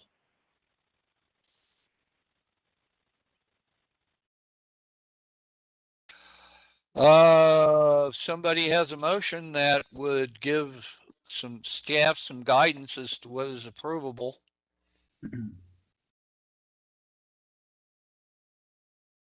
Alternatively, I mean, maybe the motion could say something about a subcommittee, and I know that's, so to speak, challenging at times, but that may be an opportunity as well, I would think. All right, you could do that. Subcommittee of you and me, or better yet, you and Aaron. That's fine. If staff's okay with that. As long as both commissioners are responsive. Yes, all right, ma'am. so do we have a motion? Would be to approve as submitted with the signage on the, is it south elevation? For the tenants to be reduced in size and elevation and to be submitted to a subcommittee consisting of Conyers and Moriarty for approval. Is that what you had in mind? Yep. Is that the motion we're making, Aaron? Yes. Do we have a second? Second by Siwo. Siwo seconds. Somebody trying to get a word in? Yes, sir. Sorry, Jack. The only clarification is the west elevation is where the adjustments will happen. That's all. Can we change the motion to the west elevation being where the adjustments are made in the second? Is that okay? Yes, that's actually what I was interpreting. So yes. Very well. Yeah, so I'm looking at the elevation drawings and it's labeled as south where the separate businesses are shown. So potentially what our motion is that we will address the individual businesses signage in our subcommittee. All of it? All of it, Aaron? Yeah. Yeah. All right, so the motion is all of the individual business signage goes to subcommittee. Will you second that, Mr. Siwo? Yes, second. Okay, Kim, do you have any idea what we're doing? Part of one. Sounds like okay. all of the signage for the groups is going to the subcommittee. We are approving the address. That's right. Correct. With the idea that the elevations of the individual signage be made pedestrian friendly where possible. All right. Let's vote. Moriarty. Yes. Siwo. Yay. Conyers. Yes. Decker, yes. There we go. We made progress. Thanks, Thank everybody. you very much, sir. All right, next. Thank you. All right, number 9 is 216 Wilbur Avenue. This is to replace 4 casement windows in the sunroom above the front porch with the Geldwin sightline wood exterior and interior double hung windows. Windows would be painted to match the existing windows and the trim would remain the same. The commissioners at the business meeting requested a scaled and measured drawing of how the double hung windows are going to fit into the openings and for a photograph that shows the entire side of the building, including the windows. Commissioners wanted to confirm that these were the original windows and if they were historic, if If they were historic windows, then additional photographs would be needed and discussion of repairs would need to take place before replacement would need to occur. Staff did review the hard copy of the file. The sunroom was approved in May of 1999. Therefore, it's not historic. Commissioners should think if the proposed double hung windows would fit in with the standards for alteration. Staff recommends continuation of the application to allow the applicant more time to provide the scaled measured drawings of what the double hung windows would like, or approving the application with the revised scales measured drawings to be submitted to staff prior to issuance of the certificate. The basis for recommendation is City Code 3116.11, the standards for alteration, specifically numbers 2, 5, 6, and 10. All right, is our applicant here? Yes, I am. Who are you? I'm Laurel Madison. Laurel, do you swear or affirm the testimony you will give is the truth, the whole truth, and nothing but? Yes, I do. Do you have anything to add to what staff has said? No, I do not. Excellent discussion.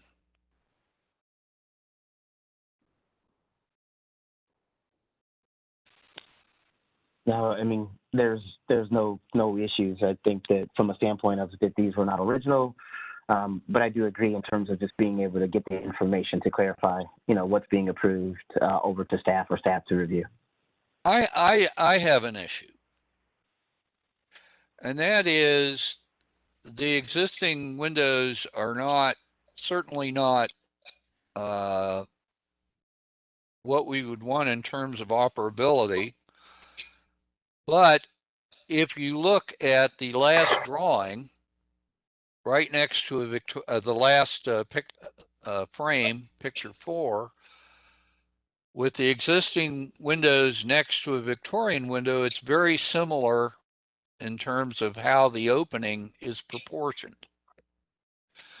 And now we're going to turn that on its side by putting wide double hung windows in that are not of Victorian proportion. Jack, I apologize. I really thought it was like for like. I didn't realize that there was a double hung that was being proposed in lieu of I think that these are probably awning windows or something of that nature. So yeah, I we're changing the window type. The second and third drawings are apparently of, I'm all confused now. I'm looking at them sideways, numbers 2 and 3. I don't know what's going on. Could you explain that to us? What double hung windows are going in there? I think they were. Jason is on, and I wish he would speak up as well. But yeah, I am here. Okay. Can you explain what you were going to put in here? Let's leave that frame right there right now. Are you planning on putting 2 double hung windows side by side in there, or 1? A single double hung. Jack, we need to swear him in. Yeah, you need to swear. Do you swear or affirm the testimony you're going to give is the truth, the whole truth, and nothing but? I do. Mr. And you Slagle, just we said, need you on video. and I'm sorry? We need you on Mr. video. Slagle, can you turn your video on, or are you just on a phone? I can try. It's been going in and out.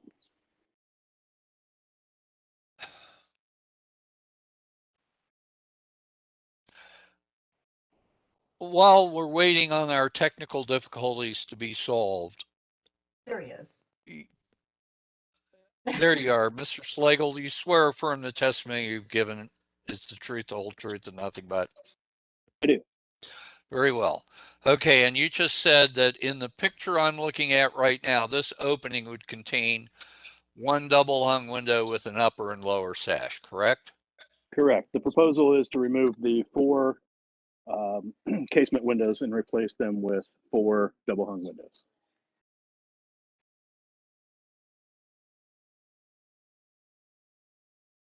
And I feel now like I've lost you there. Now I'm confused.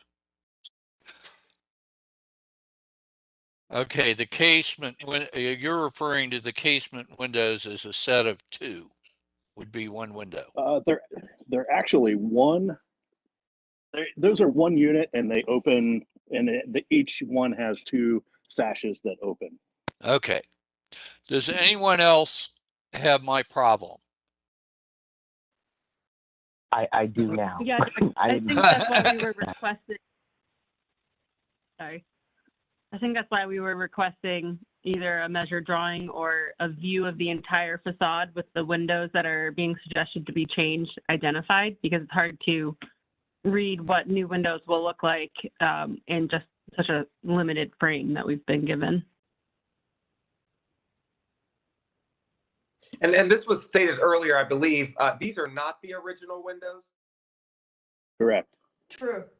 Well, they may be original to the addition, but the addition is not, the enclosure is circa 99. Right. Is that fair, sir? Yeah. Okay.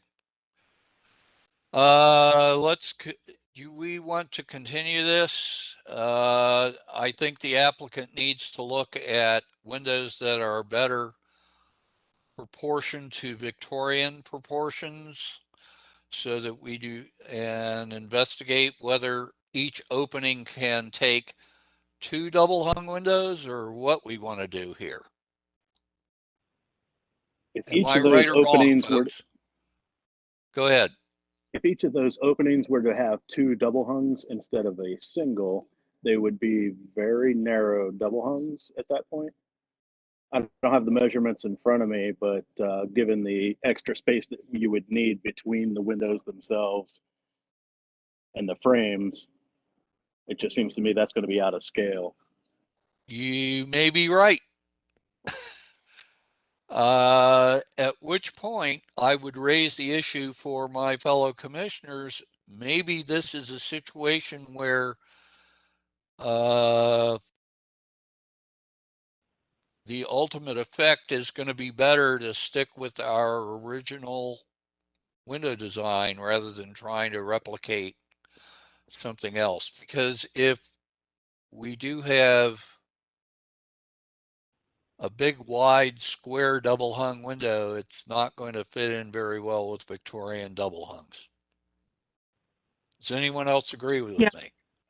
Yeah, I agree with you, Jack. I've kind of looked at this house up on Google Street View right now and I'm looking at it. I don't think that the wider double hung will look appropriate. So I would urge the applicant to consider replacement windows that are casement style windows and retain the current dimensions. So the reason why there is a request for double hungs versus casements is that the casements repeatedly fail due to movement in that structure. And they've been repaired countless times and they just will not function.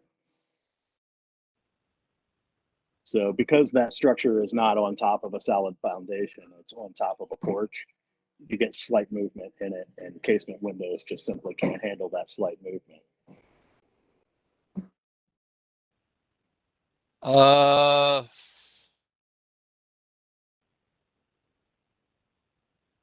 I think we need to continue. I think we're running out of time here and we need to continue this while the applicant considers our comments and comes back with the proposal in more detail.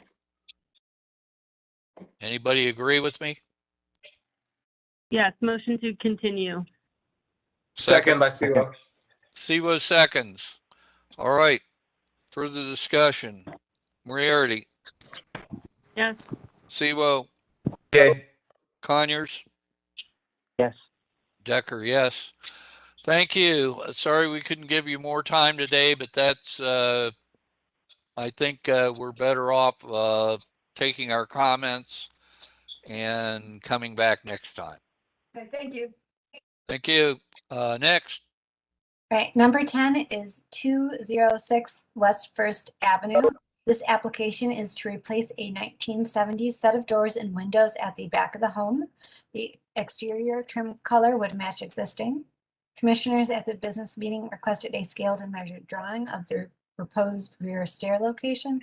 and the cut product sheets for this material. Our applicant did clarify that they were removing that portion from the application. So that is why that's not included on the agenda anymore. Commissioners also wanted to know which door was being proposed as the replacement door. The applicant clarified that they plan to proceed without the proposed garden window or the rear steps, and the agenda has been revised, including the materials, not to be included, so this doesn't create any confusion, hopefully. The applicant also clarified that there are 2 narrow doors at the rear of the house. They propose replacing the 2 doors with a wider single door that is centered between the replacement window. And I believe the cut sheet we have has an exterior view, so one side's lighter, one side's darker. Staff recommends approval of the application with any modifications or clarifications made by the commission, and with any and all revisions to be submitted to HPO staff prior to issuance of their certificate. Basis for recommendation is City Code 3116.11, standards for alteration, specifically 2, 5, 6, and 10.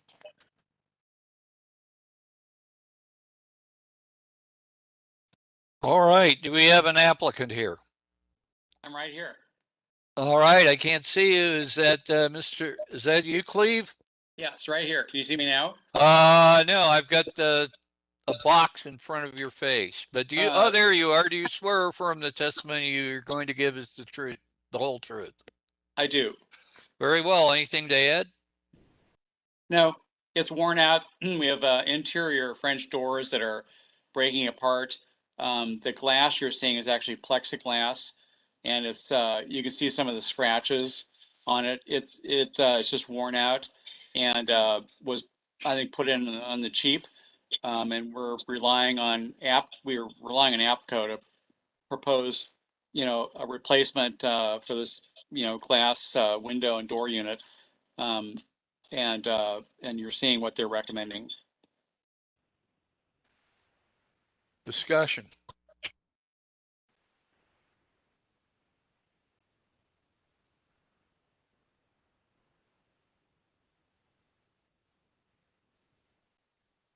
Cleve, this is a historic portion of your home. It is. The windows aren't. There must have been bricks that were removed in the 70s, and this unit was put in to the back of the house. So what you're looking at that's being replaced is not historic, but the room that it is attached to is.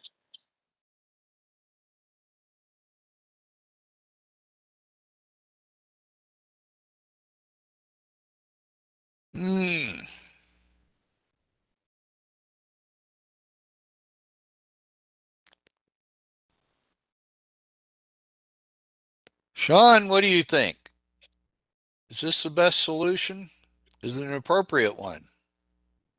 Yeah, I mean, unfortunately, the masonry opening, to Aaron's point, has already, it's already been changed. And so as far as adjusting it, I think the idea behind breaking it up into 3 individual lights with, a transom above is the right proportion.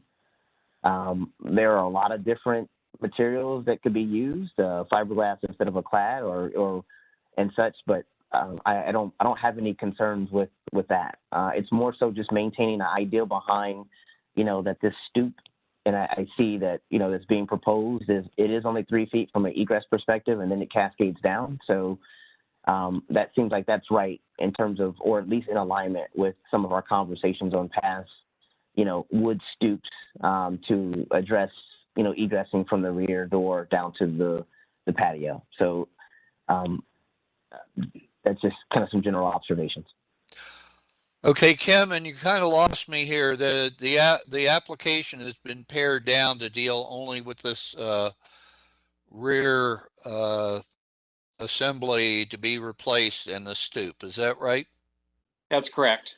All right. Any other discussion?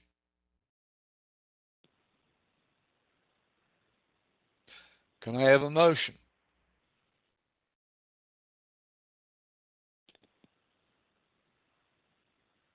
Hello. application of VV 2105013, a motion to approve as submitted with the understanding that this is only in regards to the wood stoop that's being proposed and the replacement door in the existing masonry opening. The door assembly. Yes, door assembly within the existing masonry opening. Got it. Second? Second. Siwa seconds. Any further discussion? Let's vote. Moriarty. Yes. Siwa. Yeah. Conyers. Yes. Decker, yes. You're approved. Have a good day. Next. All right, commissioners, as we're nearing 6:30, are we all still good? I'm good. My dog's unhappy, but I'm good. Anybody else? I'll continue. I leave at 6 o'clock, so I owe the commission some additional time. So thank you. Let's press forward. All righty, number Let's go. 11 is 58 to 64 West 3rd Avenue. This application was previously approved under application VV-20-09-013, in which the existing porch roof assembly was to remain. During demolition of the existing front porch, it was determined to be rotten beyond repair and not tied into the front facade properly. This is proposing to replace the roof with a large flat roof to showcase existing windows that were discovered within the old roof assembly. Commissioners at the business meeting requested additional photographs of the newly exposed windows. They also wanted to know if those are planning to be restored or if they plan to be replaced. Commissioners would prefer to see historic windows restored, but replacement windows should be chosen from the approved windows list. Staff recommends approval of the application with the condition that the uncovered windows are restored unless HPO staff determines they cannot be repaired, in which case new windows are to be chosen from the approved windows list. This is based on City Code 3116.11, the standards for alteration, specifically 2, 5, 6, and 10. All right. Is our applicant here? Yes, I am. Who is this? Scott Geither with WSA. My camera is the wrong way. Hold on one second. Can you see me now? I won't be able to see. I can see your chest. There you go. Scott, do you swear or affirm the testimony you'll give us the whole truth? I do. Are there windows there? I walked by and it looked like they're gone. No, yeah, you're right. After our application, we went over there after the GC was able to do a little more digging, and the windows are not within those openings. They are only rough openings at the time. So those windows have been removed from a past demolition. So very well. Do you have anything else to add to the presentation staff has made? Yeah, so previously we received approval, and then also the GC submitted a separate application for the replacement of the deteriorated windows throughout the entire building assembly. They propose using Pella Reserve traditional windows, and our goal would be to replace those, or sorry, put those picture windows within those rough openings. I'm sorry, you would use a fixed window there? Yes, they would be non-operable.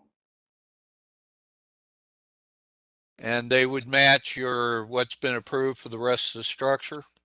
Yes. All right, discussion. I think that looks good. Thomas, look good to you? Yes, I've been walking by looking at this property. I think it's going to look nice when it's finished. So yes. Yeah, I apologize. It's been a long time of construction-wise. The owners found a new general contractor, so they're hoping to get things wrapped up here in the next couple months. So yeah, it's very exciting that things are moving along. We view this as being held in suspense. Sean, how are you with this? I'm good, sir. Thank you. Do we have a motion? Motion to approve as submitted. On the condition about the windows that they be fixed and compatible with the existing ones to be reviewed by staff? Yes. I'm sorry, with the previously approved ones and to be approved by staff. All right, do we have a second? Second. All right, Siwo beat you to it, Sean. I know, he's on it today. Sorry, Theo. Hearing no further discussion, let's vote. Moriarty. Yes. Siwo. Yay. Conyers. Yes. Decker, yes. You're approved, sir. Go forth and prosper. Thank you for your time. Very well. Next. Take care. Okay, number 12 is 231 West 4th Avenue. This application is to rebuild the rear steps. Commissioners at the business meeting requested a scaled and measured site plan for the stairs in relationship to the rest of the building. Commissioners wanted to know if the stairs would be painted or stained. A full rear elevation photo was also requested. Commissioners wanted to see the entire rear side of the house. Staff will note that scaled and measured drawing was submitted today, but it was not enough time to send it over to the commissioners and include it in the packet for review. So that is on hand. It's just timing didn't work out very well. Staff does recommend approval of the application with the condition that the scaled measured drawing of the stairs include the existing house to be submitted to staff prior to the issue of the certificate. Basis for recommendation is City Code 3116.11 standards for alteration. All right, and as I understand it, we're asked to approve something that was put on here without our approval, correct? Correct. All right, do we have an applicant?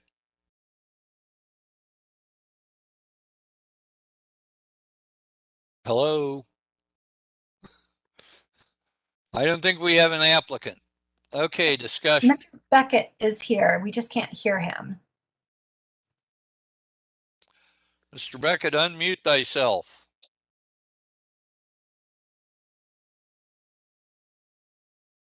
Mr. Beckett, you're still muted.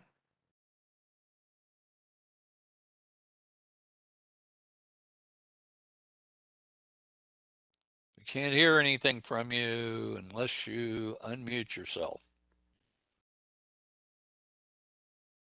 Oh, now you're muted. Try again. Now you're unmuted. Now you're muted.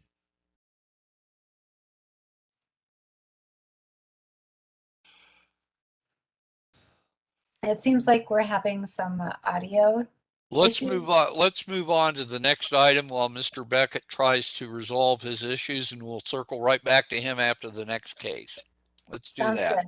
Mr. Beckett, if you can always try calling in with your phone and using your computer for the visual, just muting everything and using that phone for the audio element. All right. What's next? All right, we are moving on to number 13, which is 1038 Neal Avenue. This is for the demolition of an existing non-historic shed and the construction of a new two-car garage. The garage would have the James Hardy siding with a 4-inch exposure, painted iron gray. Windows would be the gelled wood sightline. Doors would be the W5500 clad wood sightline in black. Shingles would be the Royal Sovereign in nickel gray. The garage door would just have the one door being 16 feet wide and in black. The lights would be black outdoor wall lanterns with beveled glass. At the business meeting, commissioners commended the applicant for making the changes that were suggested at the hearing. Staff did want to pose, are the 4/4 double hung windows appropriate for the structure? Staff does recommend approval of the application with any modifications and clarifications from the commission. This is based on 3116.12, the standards for new construction. All right, is our applicant here? Yes, I'm here. Good You afternoon. identify yourself for the record. Mauro Segabinazzi. Do you swear or affirm the testimony you will give us the truth and the whole truth and nothing but? Yes, I do. Very well. Do you have anything to add to what staff has said, or can we get right into commissioner comments? No, I try my best to match the request for design on the facade that face the property. But yeah, I hope you can give me some feedback on that. All right, commissioner feedback. Is the only thing really we've got to worry about the garage design? Or does anybody have any issues with anything else? Let's talk about the garage design then, hearing nothing. What have we to say about it? So I'm going off memory here. I'm not seeing the difference when I look at slide 5. My recollection is that we had issues with the 3 doors and I wish I had the previous picture to compare. He changed the shape of the gable quite a bit. Yeah. And he changed the fenestration some, but he's still got 3 doors there. No, I'm visualizing. Okay, I noticed the changes. Okay, we all up to speed? I think first off, we need to talk about windows with all these panes. I think generally speaking, garages were secondary structures and are simple. This is overly complex, and you could do with simply having double or hung or single hung windows in all these openings rather than having 8 panes. What do you think, Mr. Conyers? Is Sean with us? Yes, sir. Yes, sir. I'm still here. Yes, sir. I understand that. I understand the balance of what he's trying to accomplish. But as far as it being secondary, I wish I had a better feel for the existing home. I would presume that the existing home doesn't have 4/4 because most of the times you would see that in more of our commercial properties. So I could understand that. There is a picture of the rear of the existing home with in about the 3rd frame down, and it's a simple double hung Victorian window. I think so do you agree that he needs to eliminate all of this extra mulliganing? I would be consistent with the balance of the commissioners in terms of that opinion. Unfortunately, I was not a participant on last month's hearing, so I'm kind of working through the comments, and so I don't want to get us off discourse of any comments that have been provided prior. So that's why I'm a little hesitant. But yeah. I wouldn't be opposed. I'm looking for your fresh viewpoint, uninfluenced by the rest of us. Well, I'm looking on you to lead us to the promised land. I mean, well, I can't do that necessarily. I can only offer positive comments with the balance of the commission. We have some great eyes on this commission. So the only thing I'm just given the dormer, and I'm not certain if the dormer needs 3 windows. So I don't know if that. I was wondering what the material would be above those dormers that step. I'm not opposed to it, but I just was curious in terms of how those were going to, how that material was going to be finished, given the balance of the siding that's left over. That's more, I'm looking at the flat elevation.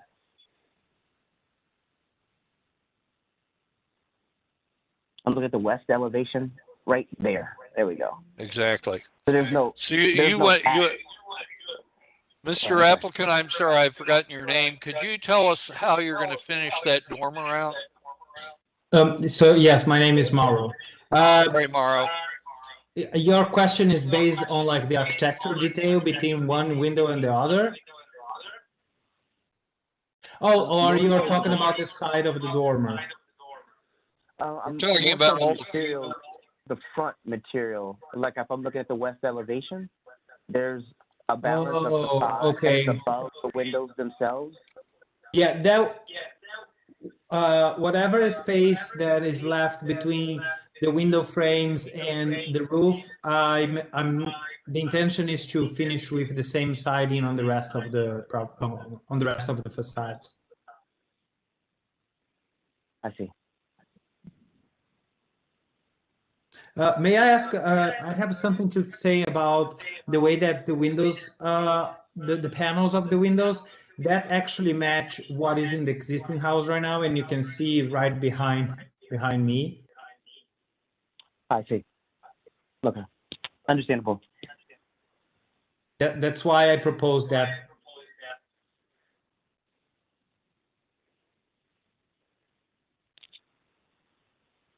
So the windows, the fenestrations that are mimicking the existing home, that's the intent.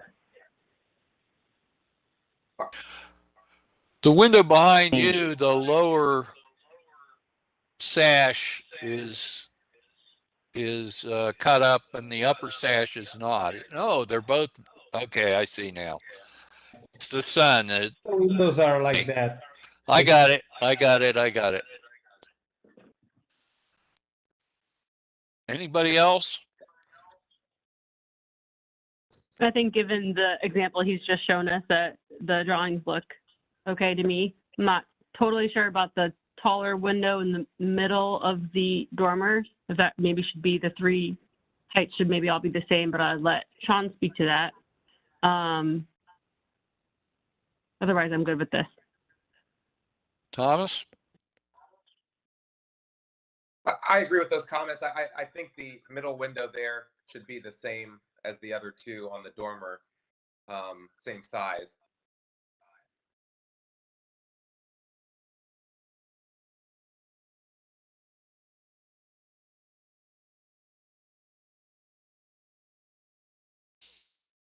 It's not an uncommon feature to see windows in a dormer set up like this. But that's usually on the front of a house that addresses a street. Right. And again, we're making this pretty majestic for a garage that faces a backyard. That's my only viewpoint. Are we discussing just the dormer at this point in time, or the overall structure? We can discuss anything you want to, Thomas, but I think we're focusing basically on the west elevation of the garage. Seems to be so far the only controversial part. And my additional reasoning for that is the size of the windows that are on the main portion. I actually think that's quite a bit of window for a garage, like you mentioned. At the last meeting, Morrow pointed out, I think, that he wants to flood his garage with light. That's one of his design objectives. And this is not going to, correct me if I'm wrong, Morrow, this isn't going to be an occupied second floor. That light's simply going to shine down on the garage, correct? Any light that comes in through the dormer windows would be to illuminate the garage proper, correct? Yes. So because of the space between the east elevation to the next neighbor in the alley, my space, my part of the alley is the narrowest part in the entire alley. So I had to move the garage as farther as I could towards the existing building. So I'm gonna end up with a kind of like a narrow patio. Will be the distance between the garage and the house gonna end up being something around 8 to 9 feet. So I really wanna to have a lot of natural light in the garage, because I wanna, once I'm in the patio, I wanna feel like it's not like a dark corridor. And also that garage is gonna be visible from the inside of my house. So I know that you says it's too majestic, but I wanted to get as much as features I can from my current house on this facade, so they kind of like look cohesive between each other. Yep. That's, I may be the only commissioner who thinks it's too majestic, we'll say here. Well, I think this too. If you think about, if there are cars occupying a garage, you know, you would look out to cars inside of a garage through the amount of windows that we have here, if that's truly the purpose of, you know, the additional windows. So that's, I echo your sentiments as far as the majesticness of this structure. Guys, I have to leave in a minute. So Okay, can let's see what we can get make a done motion then. to approve? Yeah, I'd like to make a motion to approve as submitted. Very well. Do we have a second? A second. Second Conyers. Further discussion. All right, let's take a vote. Moriarty. That's yes. Seawood.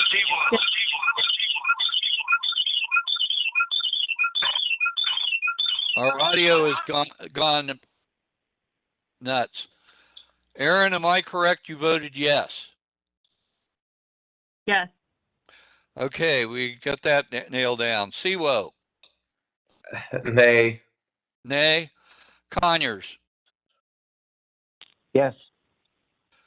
Decker. Oh boy. Tick, tick, tick, tick, tick, tick, tick, tick, tick, tick. Yes. Motion passes. There you are. Tomorrow, I guess staff will be getting your certificate for you. Thank you so much. Okay, Aaron, you have to leave. I do. Sorry, guys. Okay, my apologies to the applicant for 90 West Greenwood Avenue and also the one we skipped, but we no longer have enough commissioners to conduct business because of other commitments we had and the fact that our meeting has run well over. So I know that we can't even vote to adjourn, but do we have a motion to do so? So moved. Very well. We are adjourned. Thank you, Thanks, everyone. Have a good evening. And thank you, Kim, for all your help. We'll have to put the neglected applicants high on the agenda next time, so we're sure we get to them. And now that at least we're momentarily done with Kaufman, maybe we can get these meetings down to 2 hours. That would be nice. It would be very nice. I think you might be the only commission to have done that. I think everyone tends to go a little bit over. I'm